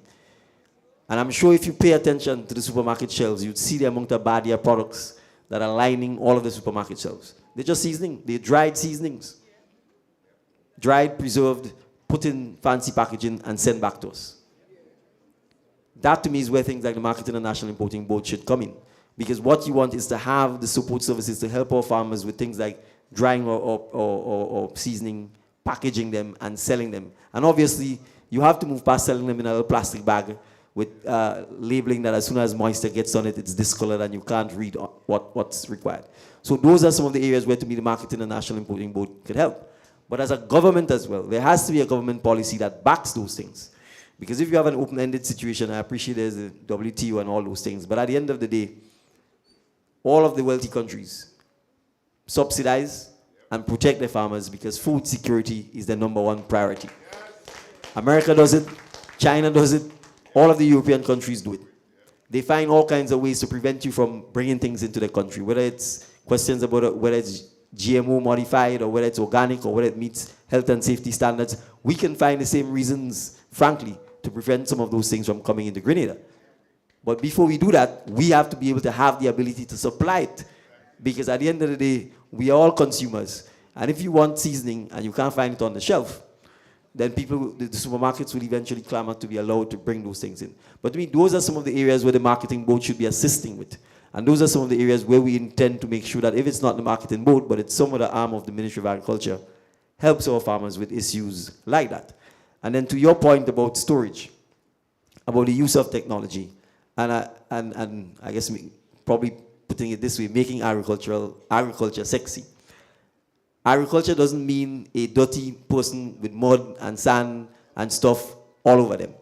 That might have been the traditional view of what a farmer is. But the bottom line is with technology and with the appropriate use of energy, you can grow almost anything in a container. You can grow almost anything in a PVC pipe. So we have to move to the stage where we use things like aquaponics, where we use greenhouses to produce particularly food, more for food. But it also means that we have to educate our population on changing some of our habits and recognizing, look, if you can't get the wheat, what are you going to do? Exactly. There's breadfruit, there's cassava, etc. That's the reality. We have to face the reality that you may simply not be able to afford the flour. And therefore, the alternative crops that we have must be developed, must be researched, and we must actually make use of the things that we own. But I want to say this, there's a lack of a commercial approach to almost most of the natural things that we have here. I don't know of anybody who has a breadfruit farm. Exactly. 2 breadfruit trees in the yard, 1 breadfruit tree in the yard, a breadfruit tree happened to be growing by the side of the road, you pass and you juke the breadfruit down. But nobody's planting breadfruit as a farm. Very few people are planting coconuts in a commercial way. We don't plant cherry. You don't go and see this is a cherry farm. You don't go and see a guava farm. You don't go and see a mango farm. You may every now and then see some citrus, and that has been struggling. And that's part of the challenge we have to face. We have so much, I guess, gifts and blessings that we take them for granted, and we don't actually take a commercial approach to them. So if you want to export breadfruit, for example, in the current state of Grenada, I'm sure if a supermarket in England says, we will import your breadfruit, we will not be able to supply them. We will not be able to supply them because the quantities they want, the 2 breadfruit trees in your yard wouldn't cut it, right? Trust me, England has 80 million people and counting. So that is part of what we need. We need to actually ramp up our production significantly. But to do so, we have to do it in a commercial manner. We have to say to people, if you want to start exporting breadfruit, you have to plant breadfruit trees. If you want to export coconut water, you have to plant coconut water and plant large amounts of it. And that's part of the problem we have. We are not taking agriculture on a commercial level. And I'm saying that's where things like the Ministry of Agriculture, the Marketing Board, the education, the teaching of agricultural science and so on should happen. Because when sugarcane was grown in Grenada, it was grown on a massive scale. When bananas were grown, it was grown on a massive scale. The same for cocoa and nutmeg. It can't be 1-1. It has to be commercial. And that's the problem we face, even when we talk about agro-processing. If you get the plants built or recommissioned, and we are not growing our fruits on a commercial scale, in 2 months the plants wouldn't have anything to pulp or grind or agro-process. So that's part of what we need to do. And all of that is linked to the food import bill. Now I can tell you, coming here I was reading the OECS agricultural plan. There are tons of plans. OECS, CARICOM, Grenada National Sustainable Development Plan. There are tons of plans, tons of 70, 80-page documents. The problem is nobody is reading them, at least in government, and they're certainly not implementing or attempting to implement, right? So that's part of what we need to address, and I'm saying we are cognizant of that as part of this group, and that's the pledge we are pledging to Grenadians. We have to move past the talking. We have to move past doing another survey, doing another commission, doing another. The fact is we have sufficient of those things. We have to move to a stage where we actually implement the things that we know will make a difference in Grenada. And there are simple ways to do it. If we decided we wanted to export breadfruit, then you have to say how long does it take for a breadfruit tree to grow and produce. Find the land, plant them in large enough quantities so that we know 5 or 7 years from now, we intend to start exporting breadfruit on a commercial scale in 5 years. And that gives you the time to find the market, to find the supplier, to negotiate the price, to get the packaging done, to brand your breadfruit as Isla Spice breadfruit or pure Grenada breadfruit, whatever it is you want to do, and get it going. But that is how you do business. Most people don't get up today and say, okay, I'm starting a business immediately. You have to plan, you have to market, you have to research, you have to get the financing, and it's the same for agriculture, and particularly the export of agriculture, because food in particular has to meet all kinds of health and safety requirements. So we recognize the food import bill is a major challenge. We recognize that we have to take systematic and sustained attempts at doing it. It includes a number of things: educating our population, doing market research, changing the way how we use our natural blessings like breadfruit, rather than just the national dish and oil long and then we just let it waste, viewing it commercially. I mean, I can go on and on, the nutmeg pods, etc., etc. We have to get back to a place where we take a commercial approach to agriculture.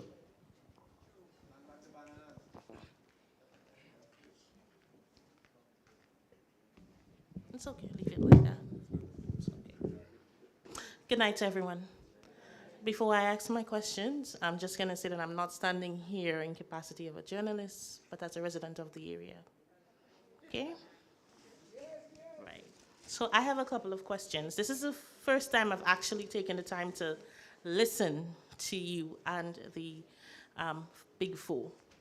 I've heard, I've done it in the capacity of my job, but to actually take the time to listen, this is the first time I've actually done so. And I have a couple questions. I would ask 3, and you can give me the answers, and then I'll continue because it's a couple. One of the question is, anybody could answer, but I believe most of it will be directed to you. All right? Now, when the National Democratic Congress came into power the last time, one of the issues that came across during that term was that our treasury was empty or almost empty. I think that was the issue. The money was not there and there were other aspects. Now, if on June 24th, you become the ruling administration, if and when, I'm speaking neutral here. What are the plans if you meet the treasury half empty or empty again, so that history would not repeat itself? I'm not saying that but what if that is the situation, right? 2, right? Work for the young people in St. Andrew. Most of the work is in St. George's. Everybody goes to St. George's for work. The most that young people would have to do in Grenville is maybe a store work or a supermarket work. And call center. And call center is a thing where you don't last long most of the time. So what sort of job opportunities will be given there? Refurbishment for St. Andrew and facelift, and I agree with that because we need it. But after all that, how can young people benefit? Do we end up spending $600 a month or even more to go to St. George's for $1,000 too, sometimes for a monthly pay, and then at the end of the day, you could hardly sustain the family? How would you address that? And the third one I'm going to ask here is just a clarification, and then you can answer. You spoke about the Seamoon Industrial Park and turning it into a holding house for fisheries and agro-processing product. Now, does that mean that you will condemn the present project with the cultural center, which would, add, they would have calypso stuff and other cultural aspect? I'm just asking. Thank you very much for the questions. I'll take the third one first. The answer is no. The Seamoon cultural, well, that is something that has been promised and promised and promised. Perhaps my colleagues from St. Andrew could speak better on that. But we're speaking about the industrial complex itself and not necessarily the Seamoon Cultural Park. And so no, the answer in simple terms is no, but I'll perhaps give my colleagues the opportunity to speak on that. I just want to make the point, though, that I think the question of agro-processing and fish processing is integral to the question of creating job opportunities for people in St. Andrew. Because if you don't have commercial activity taking place in St. Andrew, everyone is going to be forced to go into town. And that is part of the challenge that has happened in Grenada, particularly since Hurricane Ivan. In the last 18 years, an entire generation, the government has behaved as if the only thing that matters is St. George's. And specifically the south of the island. I'm not taking anything away from our dear friend Andy. But the reality is Grenada is Grenada. It is not just the south of the island. So it has created a lot of problems. Because even the south itself has been developed in a haphazard and frankly ugly and unplanned manner. So the reality is we need to stop, I guess they call it urban drift. We need to stop the urban drift by in fact revitalizing the rural economy. And so we see agro-processing and fish processing as one key way of creating the employment within the rural economy in a sustainable manner. But remember, it's not just the processing. If you're going to process fish, then you will need more fish. And therefore, you need more fishermen. And it comes to the point of how do you learn to fish? Because nobody teaches you how to fish in Grenada unless by chance you happen to be born in Soubise or Maki or Guave. That's the reality.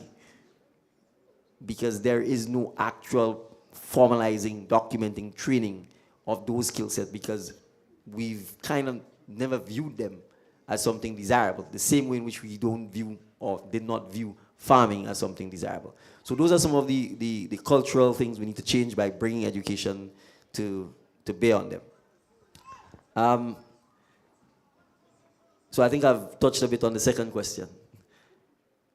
The first question, now, and I'm going to be unapologetic about this, the 15 members of the National Democratic Congress who are running for office and the members who make up the national executive of the National Democratic Congress were not part of the 2008 to 2014 NDC government.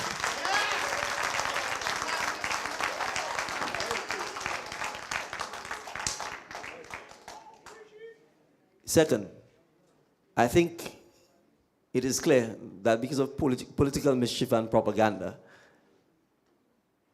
accurately, I think it was one instance where public workers were paid a day or two late. One instance. Right. And obviously, in a political environment, that has been used and bandied about to somehow suggest that NDC administration was incapable of managing the economy. But there's a third reality that we have to factor in. 2008 to 2014 was also a period of severe economic recession worldwide. It wasn't just a Grenada issue, it was a worldwide issue.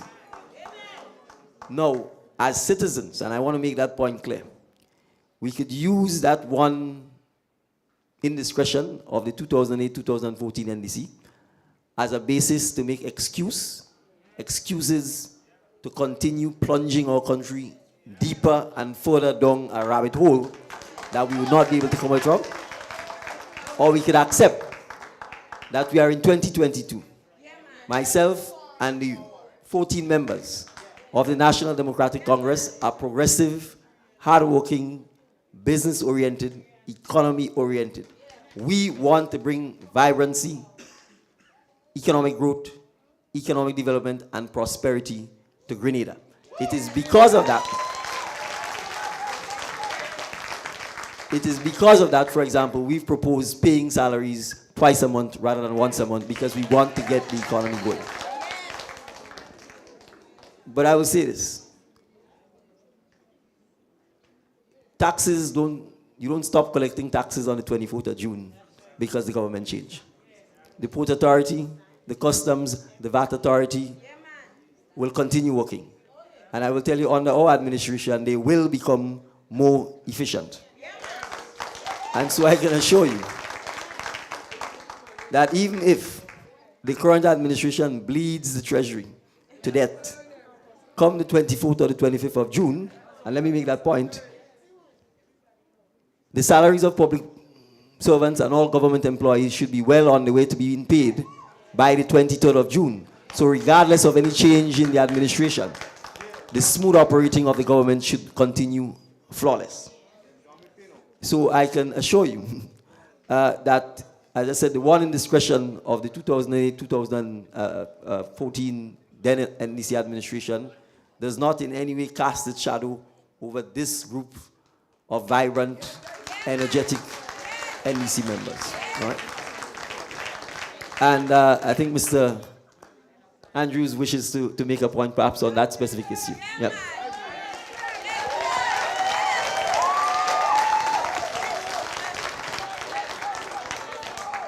Yeah, thank you.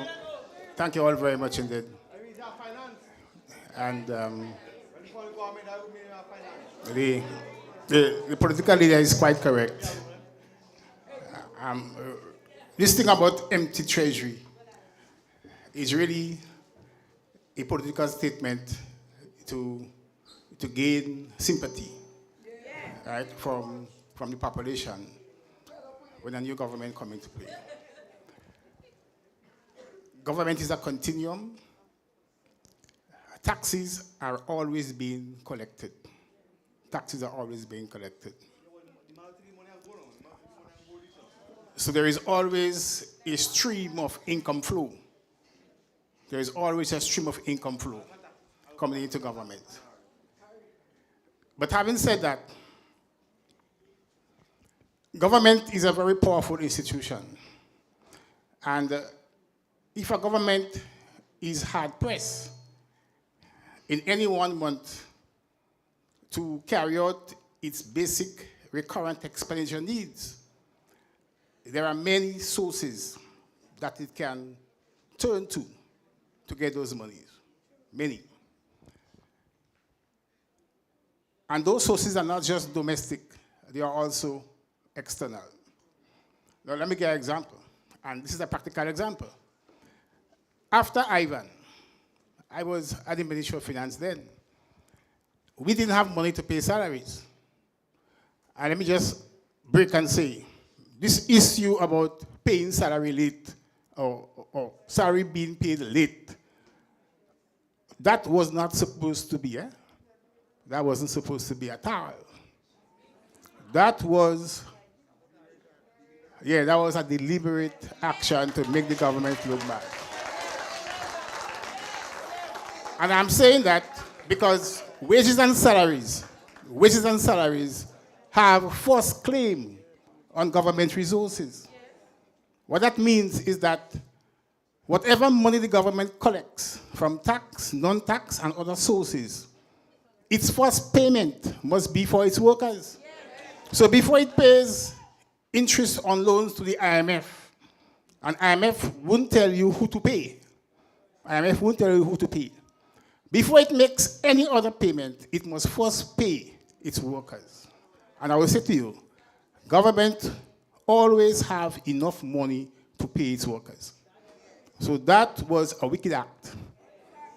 That was a wicked act to make the NDC government look bad at the time. So let me get back. So there are many sources government can turn to. If in any 1 month its resources are insufficient for a number of reasons, One, it can turn to the Eastern Caribbean Central Bank, of which it is a member, and where I worked for a number of years. The Eastern Caribbean Central Bank has a facility to give you two-thirds of the last 3 months of your recurrent revenues. So if for the last 3 months you collected $3 million in tax and non-tax, the ECCB can provide you with 2/3 of that. So that's one source you could tap to, and that is quick disbursing, right? Government, number 2, governments have an overdraft facility in the commercial banks. In my time, we had an overdraft facility. One was at, in those days, the Scotiabank, and the other one was at the cooperative bank, So if at any point in time we don't have enough money, we make use of that overdraft facility, right? If the overdraft is filled, we will still say to the bank, pay our salaries, and they will honor it because we are the government. Yeah? I recall, for example, there was times when money run low after Ivan, and we had some payments to make, and the money, was insufficient to meet all the payments. And I recall we had to pay a particular business in town a pile of money because he had a bond, and the bond matured, and that was about $5-6 million. So given my position, then I simply called the businessman, and I said to him, we can't pay you this month. We go pay you next month when things are better. And he said, okay. He said, okay. Nothing wrong with that. Good. Number 3. Governments have friendly governments, what you call bilateral, other governments that they can turn to when they are in need, when they are in stringent need. So, for example, after Ivan, we didn't collect enough tax revenue to pay workers. Salary then was around $20 million on a monthly basis. You know what happened? We called the government of Trinidad and Tobago, the late Mr. Dr. Patrick Martin, right? And we had a chat with him. And he gave us every month, for 10 months, $5 million in grant to pay workers. All right? So the point I'm trying to make is that to find money is not so much an issue for government. But more than that,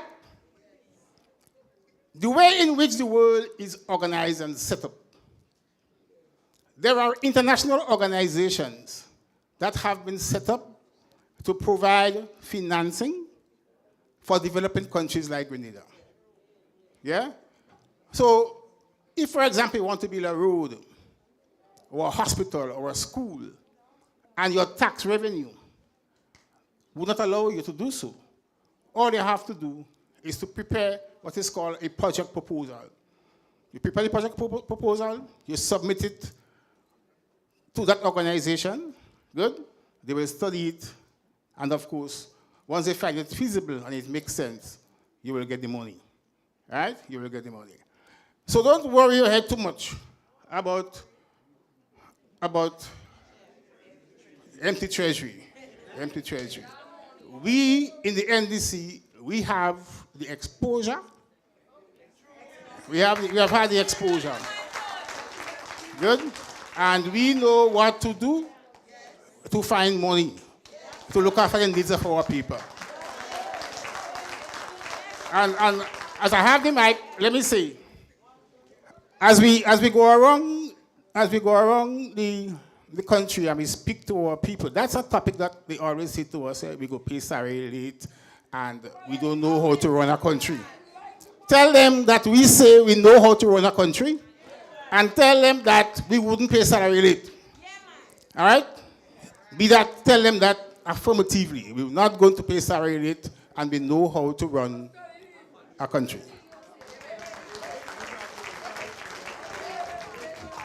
Okay, so I'm going to be quick with them because there are other people to ask questions.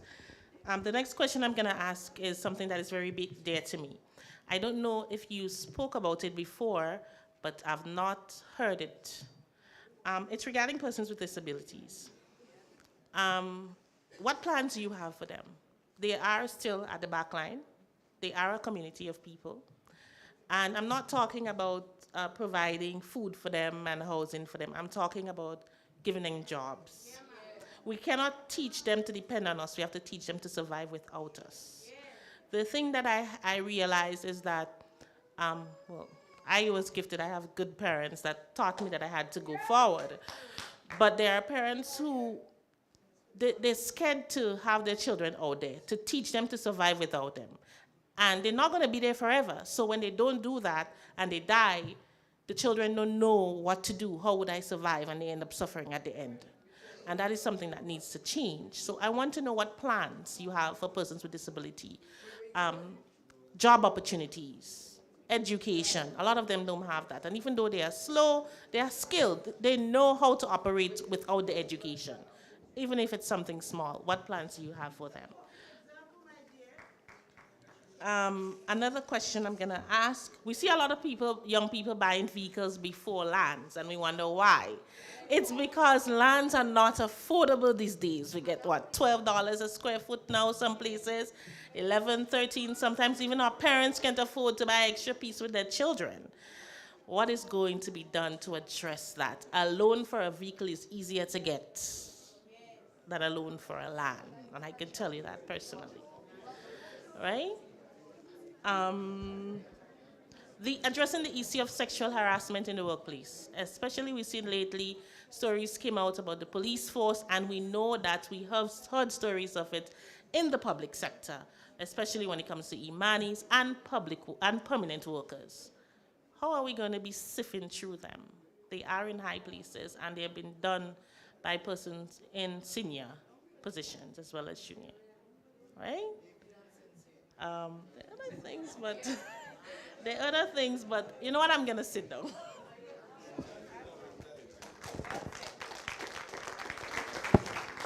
So I'm only going to address the question of the land, and then I will let my colleagues address, I think, the other questions, because I think the comment from someone suggests that they would be happy to hear our colleagues on it.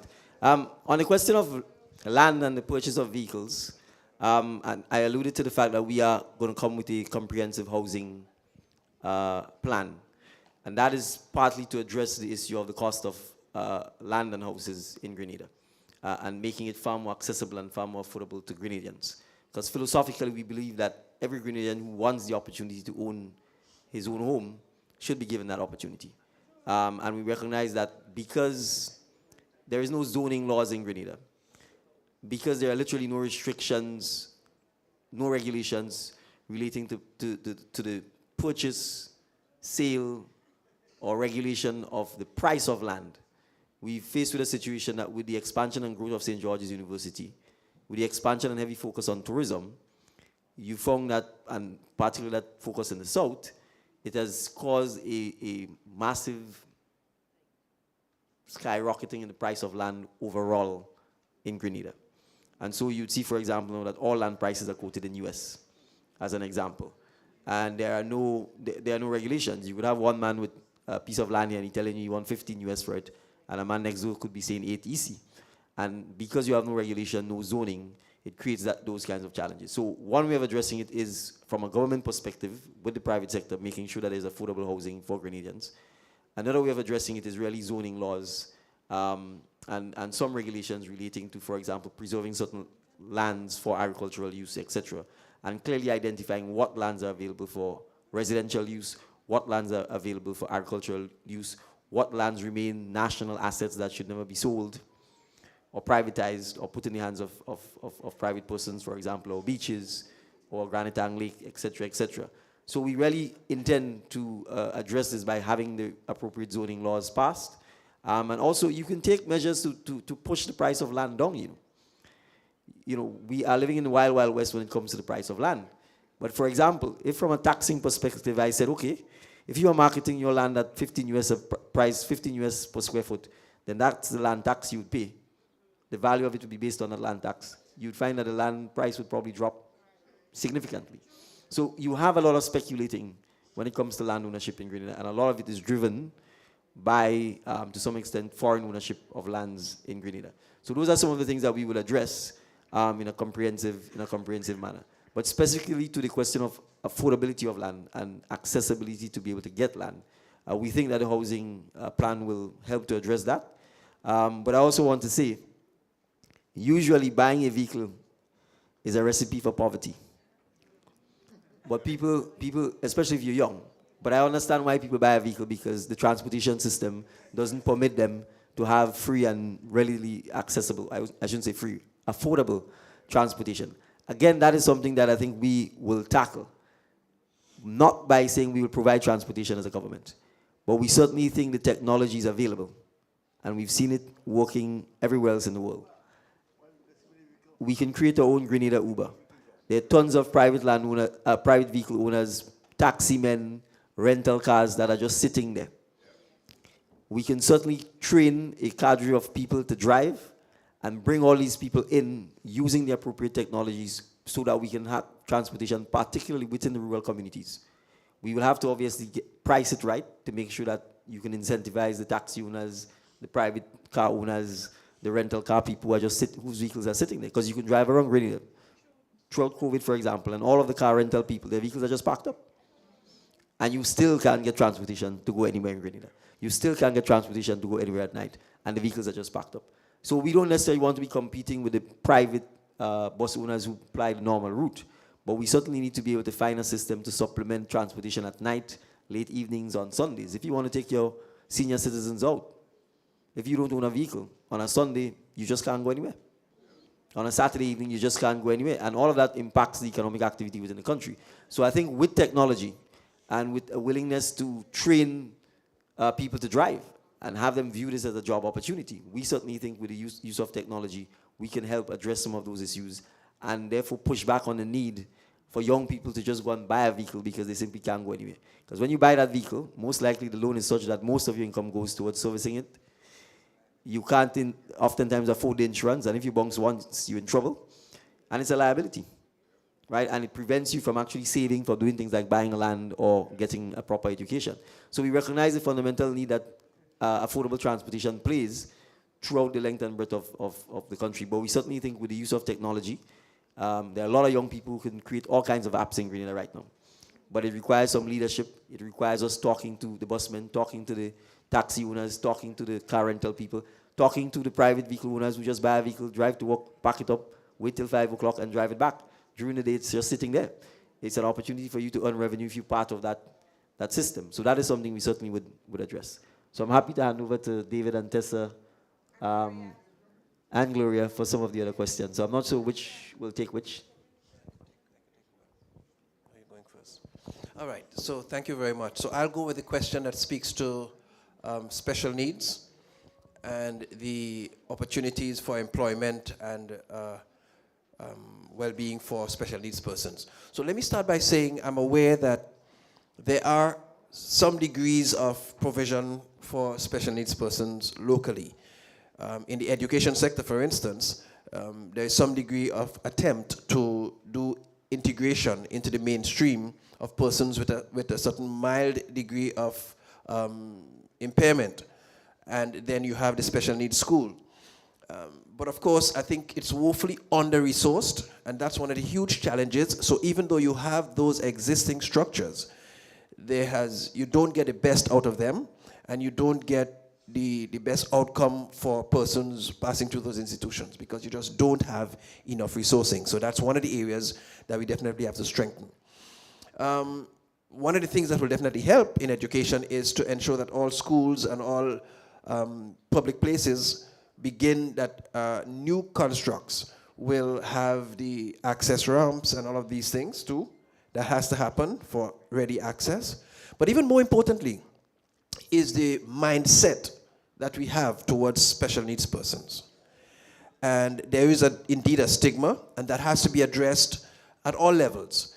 It has to be addressed at the level of school. It has to be at the level of home and family. Now, you are fortunate you've had parents who accepted this. I have had the opportunity to present to persons who struggled or who had special needs persons in their families, and not just in Grenada, regionally too. And they don't even want to acknowledge that they have a child with special needs. They hide them away. They don't even want them to access the opportunities that exist. And so there's work to be done even inside the families to make them become comfortable and let them recognize that that child with that impairment is indeed a citizen, is a child, is a person who can contribute. They may have a limitation. I mean, I always challenge people. There's this video that we look at, Nick Vujicic, I think he has no arms, no legs, but if you check all of the things that he does, he plays football, he skis, he sails, he's a motivational speaker around the world, he has a wife and he has children too, and he has he's sitting basically on the bottom of his hip, on his stomach there. And so I think that there's a lot of work that needs to be done in terms of changing the mindset and removing the stigma from persons with impairment, and that has to happen among parents so that they can own and the child can feel accepted from home, and that needs to spread as well into the wider society. So we are going to have to embark on a major re-education drive. So not just the facilities, not just the resourcing in our schools, but a major national campaign, both for home and the communities, to ensure that we recognize that these persons are individuals, they can contribute, and they can contribute meaningfully to our country's development as well. So that, I would say. Okay, so I'll respond to the question of sexual harassment. And then I'll maybe pass it to Gloria because she was a social worker. So I'll maybe, or we can switch, you can start and I can.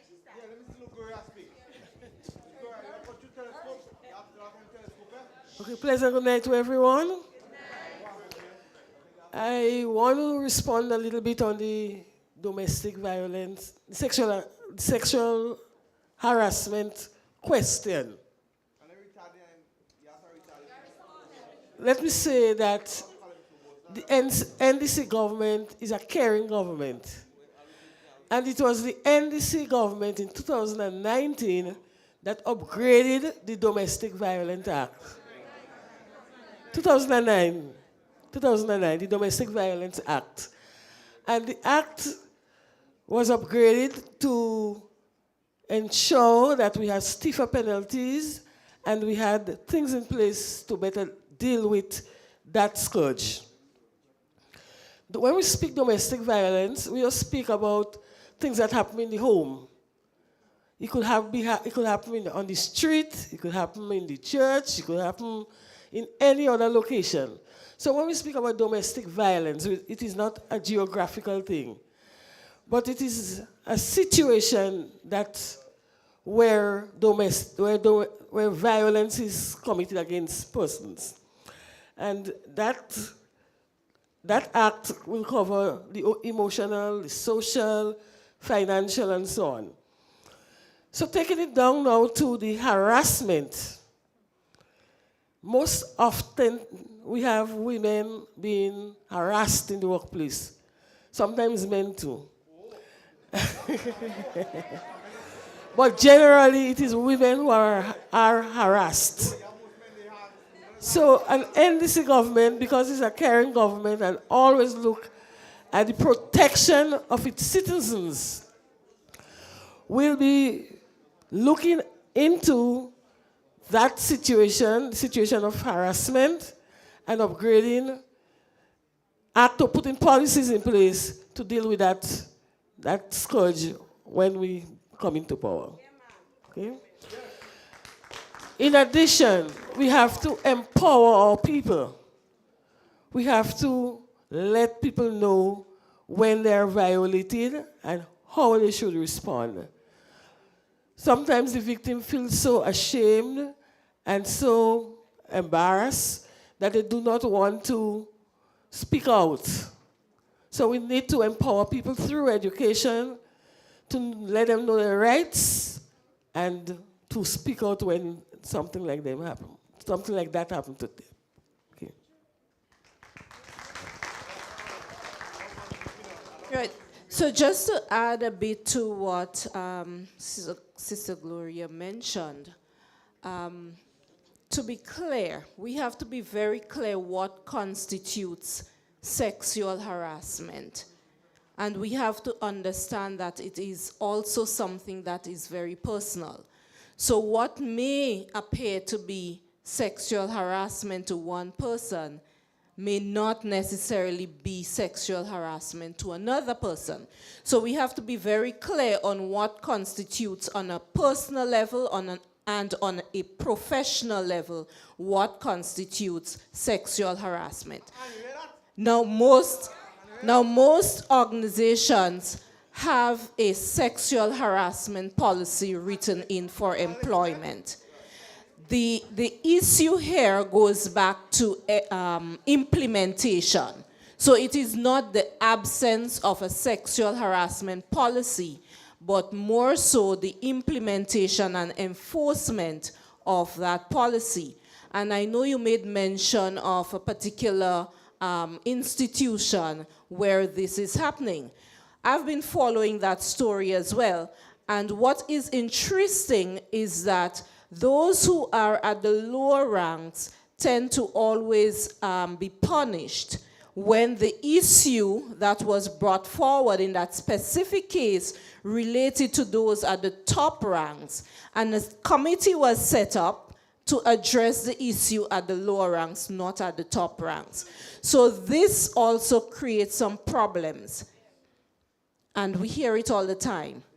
Those who are suspected of being guilty are the ones who have to address the issue that is being brought forward. So again, implementation and also enforcement. So we definitely need to be clear on what we are doing when it comes to who we put in place to address issues of sexual harassment. There are also laws that are already in place for sexual harassment. So one of the thrusts for the National Democratic Congress is to ensure that the people are aware of the laws that are there. A lot of the things we're hearing, we do not know for ourselves. We hear it from people.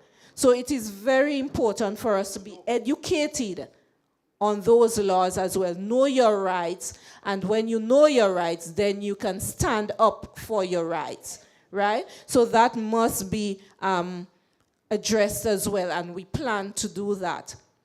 Now, I can give you personal experiences. I can give you experiences of friends where we would have felt at some point in some way that we experience some form of sexual harassment. And sometimes it's as small as a brush of a hand. But again, it goes back to the individual and what that individual sees as being sexual harassment. Speak out.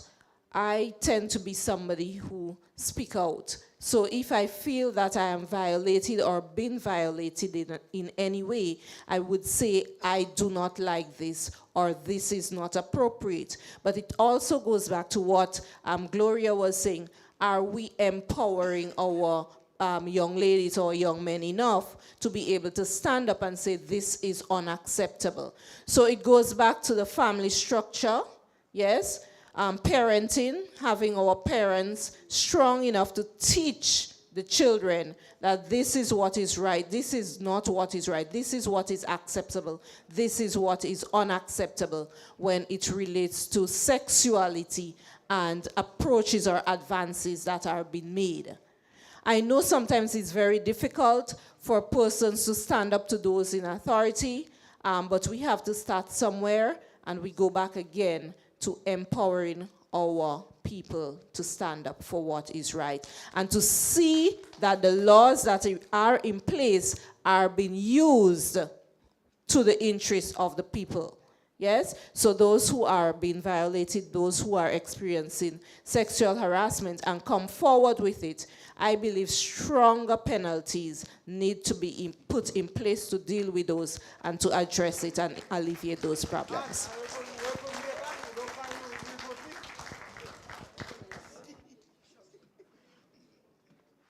Now we're going to accept 3 more questions. We have Mr. McQueen, we have this gentleman here, and one other here.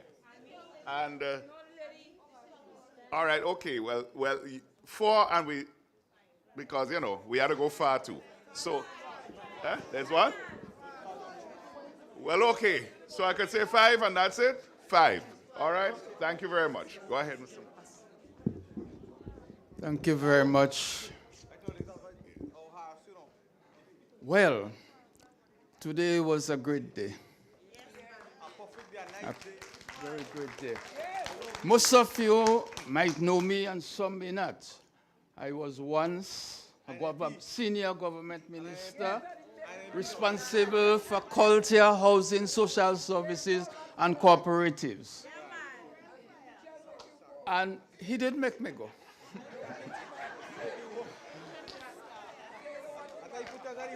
Do you know the last time I wore a yellow collar? It was in 1995. I wore a yellow collar.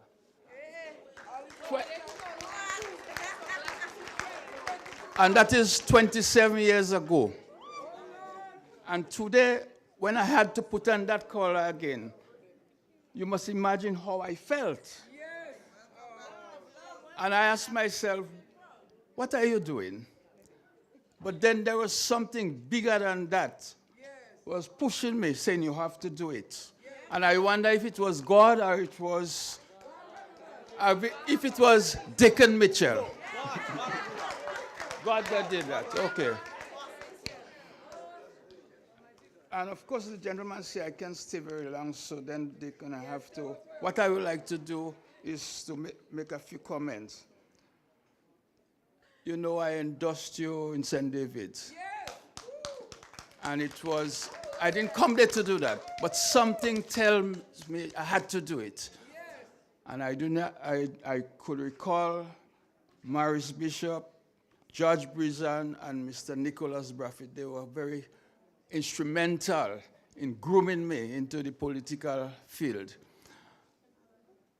And what I want to say to you, for the,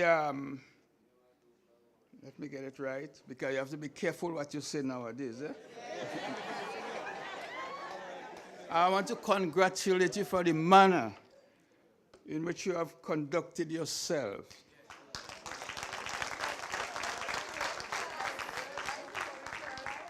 During the political campaign.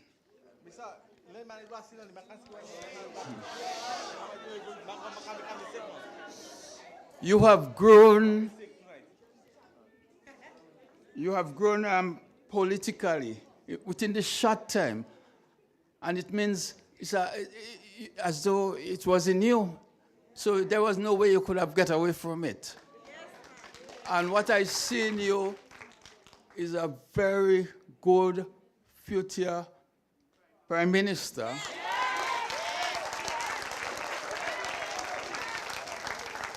And leader of our country.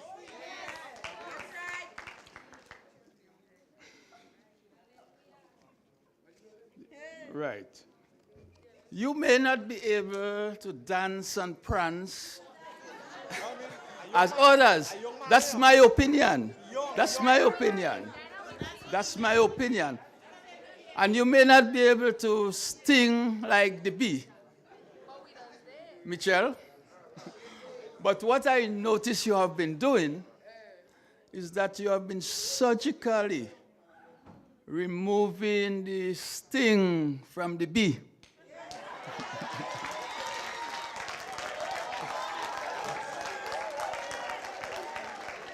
And now that you have done it, school children will say to you that when you take out the sting from a bee, it becomes a voo-voo. Thank you.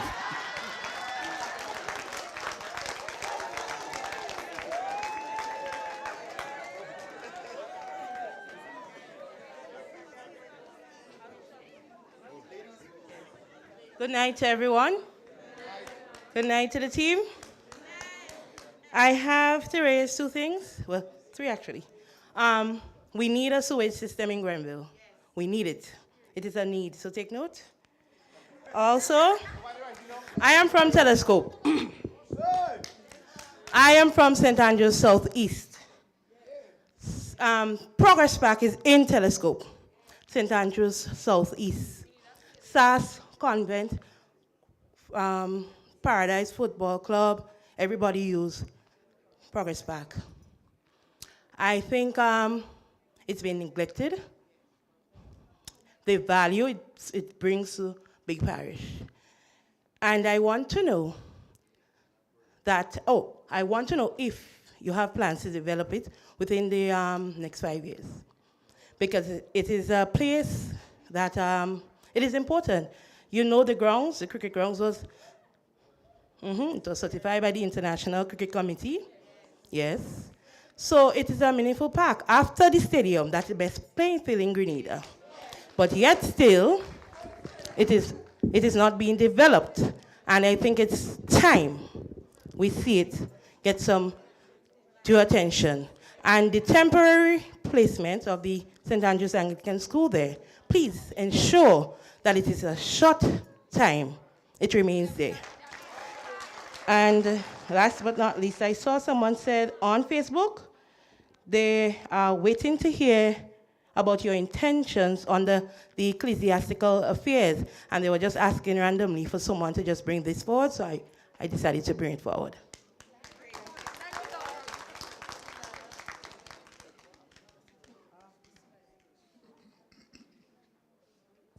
Thank you. Let me address the question of Progress Park. In fact, it's one of the areas that we have identified as a serious shortfall under the current administration, because indeed Progress Park serves so many different groupings, and it is a premier ground in St. Andrew, and it's a travesty that up to this point it has not been lit. To say the least, it has not been lit. All sorts of little fields around the place have been lit, and Progress Park has not been lit. And not only that, there is sufficient land space around Progress Park. Now they're putting the school there, something I think it's probably not the most ideal. But all of the space we have lends itself to the possibility for development into what we consider a mini stadium. Progress Park is also an area that has so much potential to, I think our political leader talked about having these spaces where I term them as family sports centers. So you have the play field, but you also have facilities like gymnasium, and you have walking tracks, you have also playgrounds for children, and you have parks for senior citizens. All of these things can be incorporated in a ground like Progress Park. And we assure you it's one of the grounds that we are looking at to upgrade and to improve. So rest assured, as to whether or not it's in the first 5 years, I think we'd have to look a little more clinically to answer that part. But it's something we have on the agenda, and it's one of the grounds we have earmarked already for improvement and upgrade because of how strong the ground is in the country. Thank you. So it's a cool time to remind you that we will be seeing all of you at Progress Park on Sunday, God's willing, for the Big 4 rally. Yeah?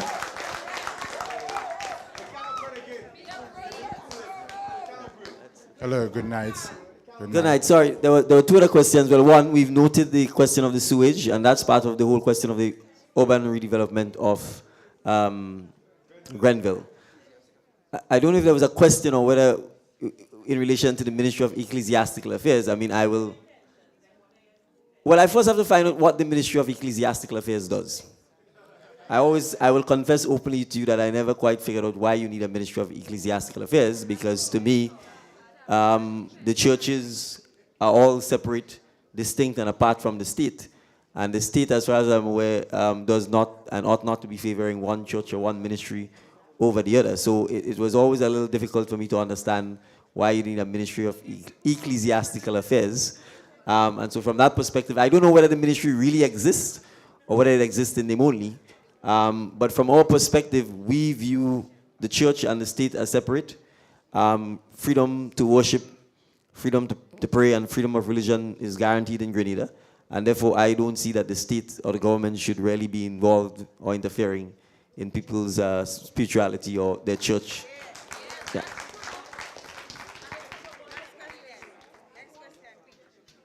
Hello, good night. I'm Urban Mason, Munich. So I'm glad you talked about Progress Park. As you know, sports is my baby. My two babies are sports and skills, okay? I wouldn't pull on that tonight. Somebody, you already talked a little on that. What I want to talk about is that you spoke a lot on transportation. Now we have, let's say, 30,000 drivers in Grenada. And I want to know, why is it that everybody have to go down to St. George's to renew the driver's license? Why can't it be paid up here so that St. David's and St. Patrick's can access it? That's my question. Yes, well, that's one of the things we've talked about as well. We too can't understand why you have to go to St. George's for everything. And so for birth certificates, driver's license, we said these government services need to be brought to the people. The people shouldn't have to go searching to find them. And again, We have the technology available to make those things readily available. The days of saying you have to go to tongue for somebody to sign a document should really be over. And so I can assure you that we are certainly committed to ensuring that we reverse that and that we implement digitization and that we implement e-government services so that you can get things like your driver's license, your birth certificate readily available. And I've talked about things like even the multiple use of technology. These electoral offices that we have set up throughout the length and breadth of Grenada, it's taking your fingerprint, it's taking your picture, and you're supposed to be getting a digitized ID that gets back to you. But outside of election cycle, the offices are just open, sitting there doing nothing. And the technology is just sitting there being wasted. So as far as I'm concerned, those same offices should be able to issue you with your driver's license, should be able to issue you with electronic copies of your birth certificate, and we can cut down on the wastage that we have throughout the length and breadth of Grenada. That is part of the challenge we have. So we have to be able to convert our government offices into multi-use, multi-purpose offices that serve all our needs at the same time.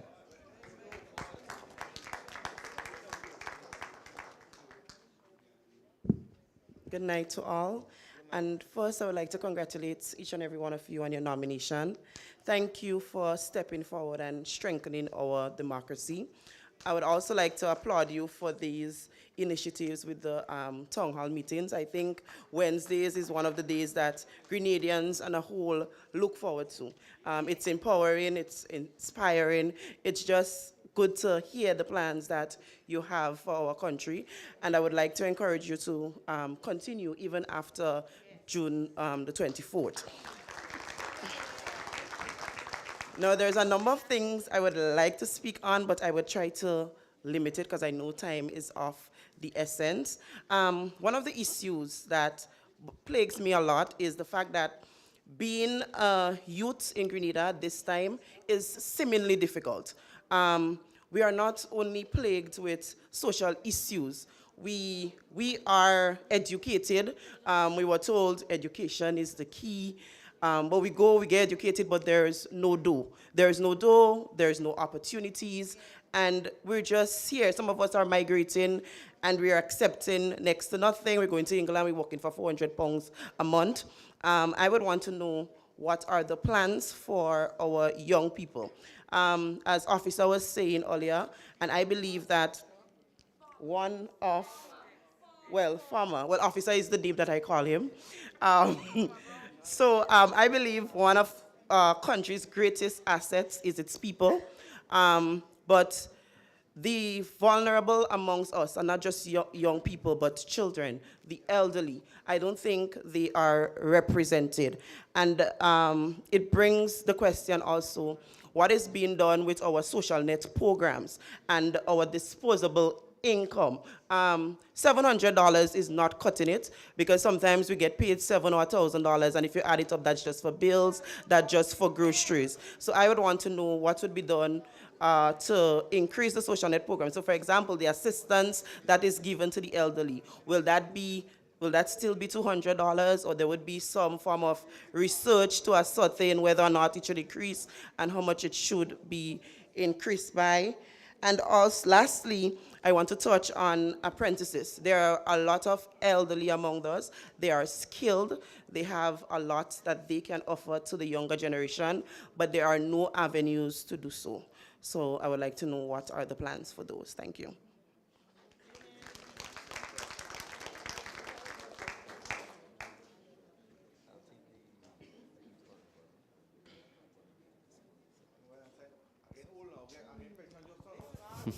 All right, thank you very much first for your congratulations on us being nominated. And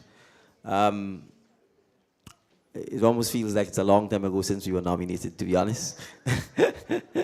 The question of addressing young persons who've been educated and still find themselves not having opportunity is something that plagues me. But I think the way to address it here is that we have to create more entrepreneurs and more business people, because there are different types of education. And our education system has been driving or creating students and people can now afford a mortgage. That is still just putting a plaster on the wound. The first question is, people should not have been in a position where they are on contract work in the first place. and you put them out of the formal lending system. But second, if you have $15 million, if you have $30 million, those funds should be directed at finding the Grenadians who want to create jobs and businesses so that more employment can be created for persons coming out of schools or persons who have been educated. That is the reality. The money should be spent on trying to support Grenadians who want to export breadfruit. Grenadians who want to scale up guava cheese production so that we can export it worldwide. Grenadians who want to start dive shops. I'll give examples. If you look at the hotel industry, most of the support services in the hotel industry in Grenada are not being provided by Grenadians. Most of the dive shops, for example, are not owned by Grenadians. Look at who's providing things like some of the car rental services. Look at who are providing some of the cruise and tours services. A lot of them are not Grenadians. So I'm saying those are areas that we have to be able to train and educate our Grenadian young men and women and educated in, so that they can in fact create the employment and create the services to help absorb the thousands of Grenadians who are coming out of school every year. If we don't do that, the reality is the government, frankly, I believe in smaller, not larger government. And that means we have to empower and encourage more of the private sector, more Grenadians to get involved in creating their own employment and creating their own wealth. Another area that we obviously have to significantly invest in is the question of, I've been saying it over and over, things like coding, things like programming. Because once you have that skill set, you become a citizen of the world, you become someone who can deploy your skill set anywhere in the world. But you can live in Grenada. And you can create your wealth from outside of Grenada and bring that wealth back into Grenada. And so that's one of the areas where we really need to invest in a significant manner. And the faster we do that, particularly with starting with our younger ones, the greater we give the next generation of Grenadians the opportunity to create the kind of wealth that they truly need to transform their lives. So those are two areas that we need to address specifically. And I've given this example, and I'm going to repeat it here tonight. I've said, for example, that Ukraine is one of the countries with a high skill set in things like coding, programming, and digital skills. With the current war taking place, I would have happily offered to host 300 or 150 Ukrainians who are specifically skilled in those areas, invite them to Grenada, relocate them, house them, so they can help us develop our digital coding program and an education program that will allow us to train Grenadians in those areas. And we can host them for 3 years, 4 years, get our program up and running. Hopefully by then the war is back, we can send them back. But in the meantime, we would have given Grenadians the skill set to do those things. That is the kind of creative approach we need to be able to put ourselves in a position where we can really start helping to transform the economic opportunities for Grenadians. I will stop on these, and I think any one of you want to take on the question of the social safety nets? Apprenticeship and skills, and then I'll do this.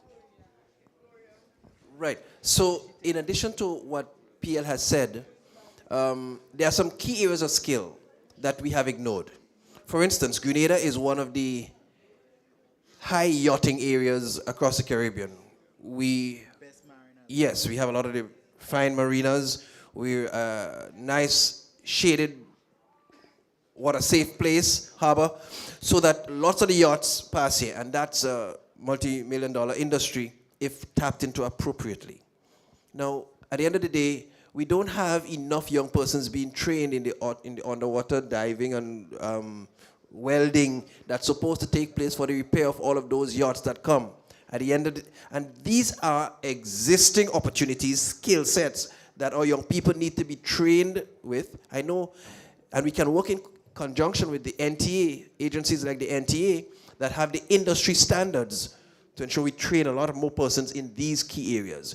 Another thing is that even though we have skills, you recognize that when we have the construction of a major hotel, like a Sandals or a Silver Sands, we still have to import some of the most skilled personnel.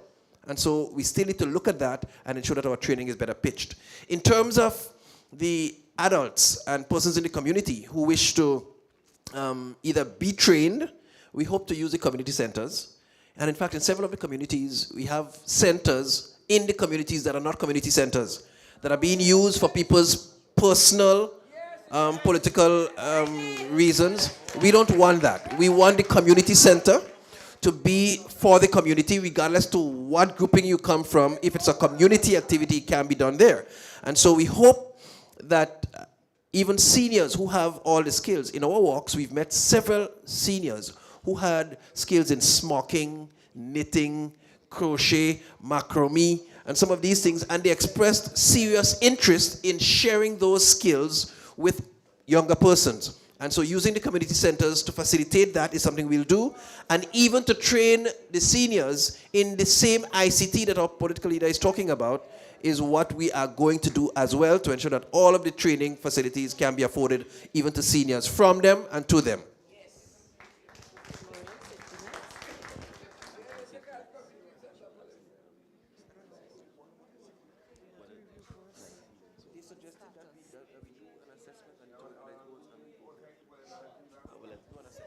On the social safety nets, now, I can say this. We know for sure that if all the income you have in Grenville is $200 per month, that essentially you can't survive on that. That's the reality. What we need to do is get less and less of our citizens in that position. That's the reality. But that will require us, in a sense, fundamentally to rethink and look at what is happening. And the question is, if you have particularly senior citizens in Grenada, where the only income they have is that of the $200 or the $300 that the government is giving them, then the first question we have to ask is why? And then the second issue we need to do is to try and get less and less of our citizens in that position. And as someone said, if you have a systematic situation where you are not paying pensions, you're not encouraging the payment of gratuity, you're not encouraging retirement saving plans, we are not ensuring that NIS and the NIS fund makes investment back in employment. Because that's one of the major issues you have. The more unemployment you have, is the less people you will have paying NIS. And the smaller the fund becomes. And the smaller the fund becomes, is the less money it has to pay out in benefits. So the reality, one way of addressing some of the social safety net issues is to ensure that the NIS fund itself is investing back in employment-related activities, investing back in Grenadian businesses. I am telling you this categorically. To a large extent, NIS does not do that. If you look at its past investment portfolio, you'd see they bought a lot of land all over Grenada. Carriacou, Belle-Isle, Poynton, St. Patrick. None of this is creating employment, right? It has invested in the Esplanade Mall, for example, more concrete.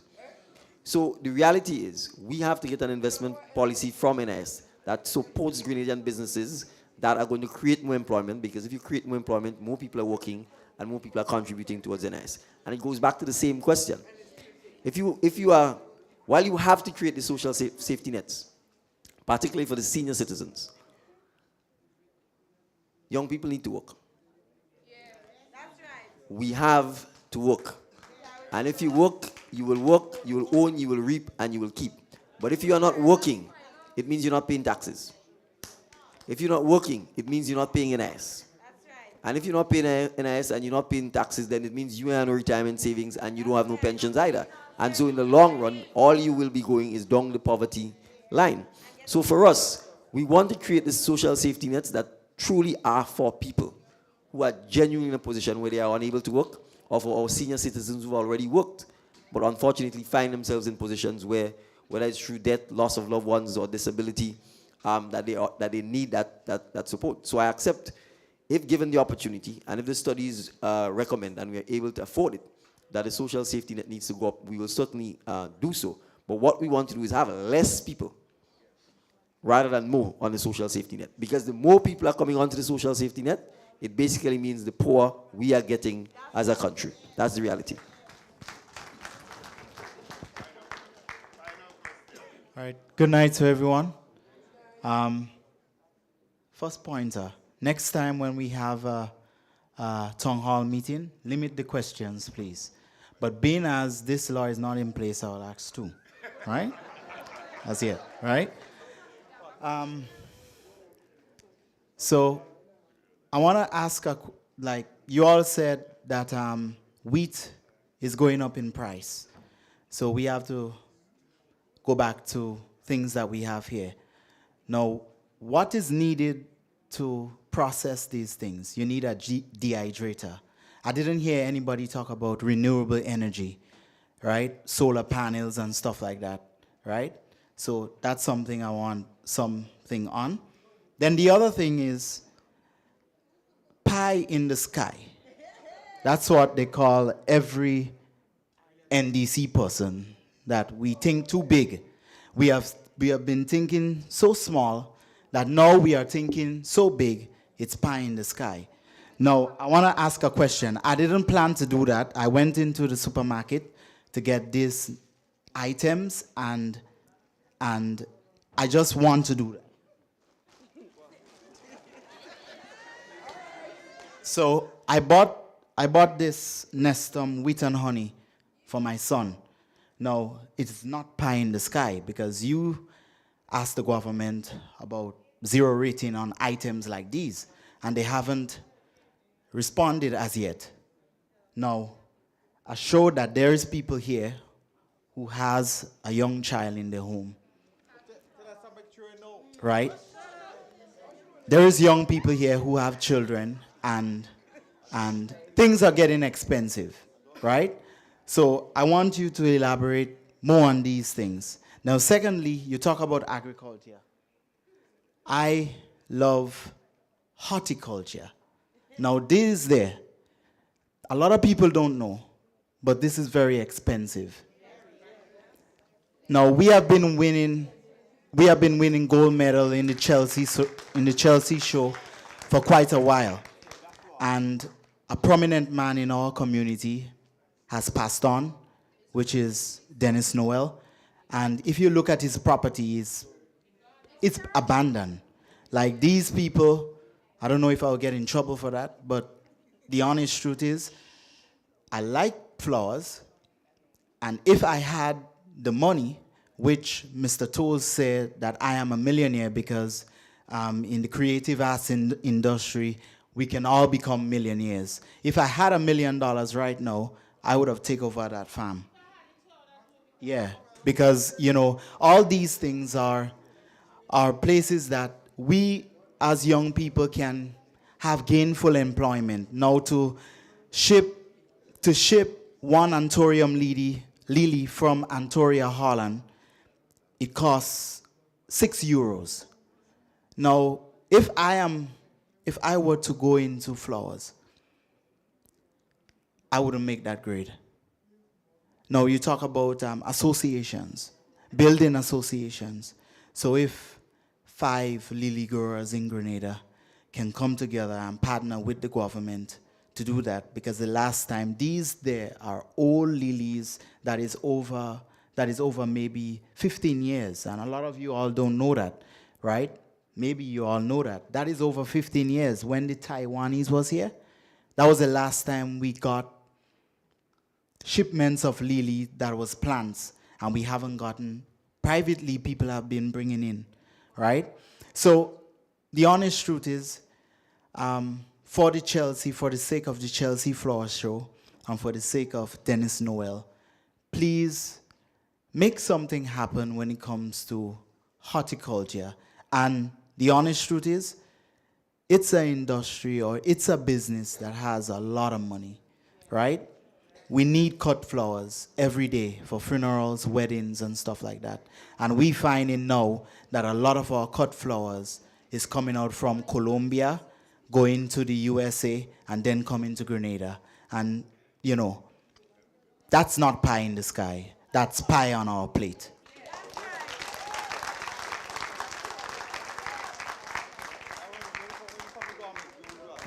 Well, again, I think I could only say thank you. And it's testimony to the very first person who spoke, who talked about the fact that we have over the last 2 decades crafted policies that block or prevent growth. Those are the policies we need to get rid of, because that's how we will address the question of how we create the economic empowerment of our young people. By giving the opportunities, by talking about things like this, by educating our population about this, by letting them know that the economic opportunities are sitting right in our face. And we are not taking advantage of that. And our leadership is not talking about that and encouraging us to take advantage of that or putting measures in place to make sure we take advantage of that.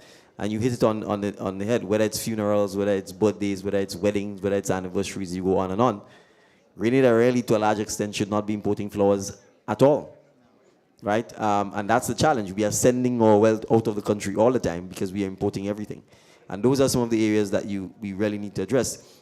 But I'm happy you talked about horticulture and Mr. Noel in particular, because it is not just the flowers.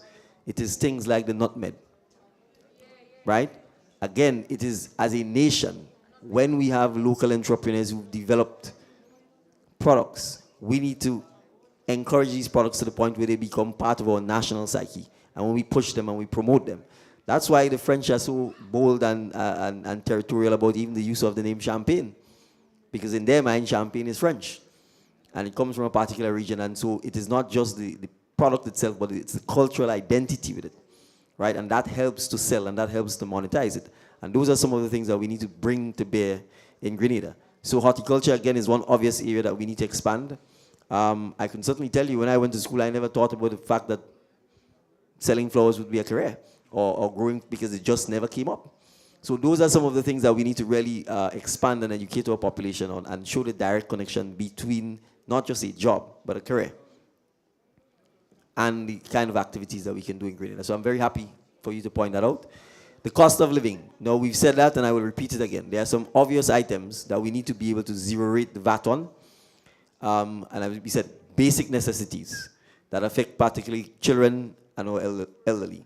And we've also talked about the fact that, and we've said that repeatedly, the business community have also been advocating for it. The supermarket owners have been advocating for it, that there is no downside really to the government capping the duties on goods that have been imported into Grenada at the freight rates that existed pre-COVID-19.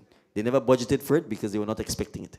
They are getting a windfall really from that. And all it is doing is making everything more expensive, because it means people are actually importing less because they can't afford to pay the freight and they can't afford to pay the duties. And it also means that they're probably importing more inferior goods as well, because they're trying to find the cheapest goods to get here.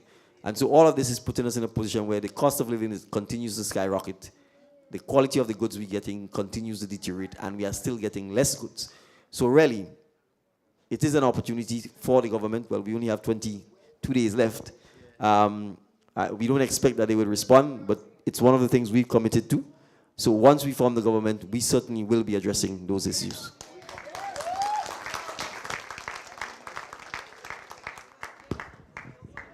Brothers and sisters, ladies and gentlemen, it is 11:05.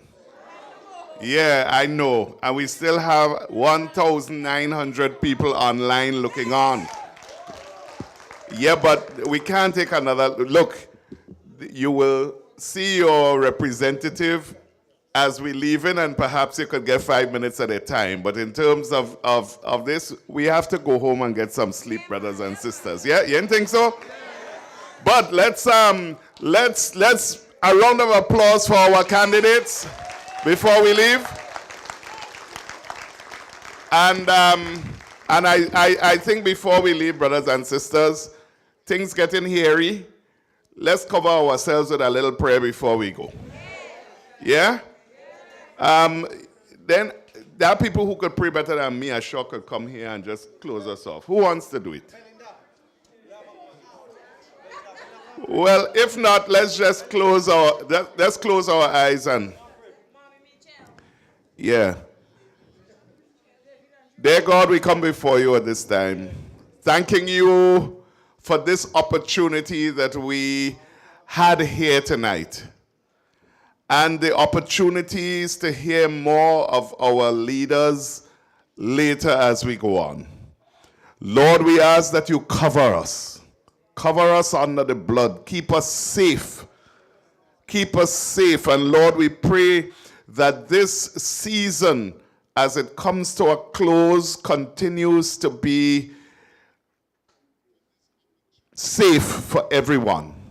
That we all behave ourselves as proper citizens of Grenada. On both sides, all sides, Lord. Let us remember who we are as a people. And so as we leave here tonight, we pray that you watch between us until we get back together again. In Jesus' name we pray. Amen.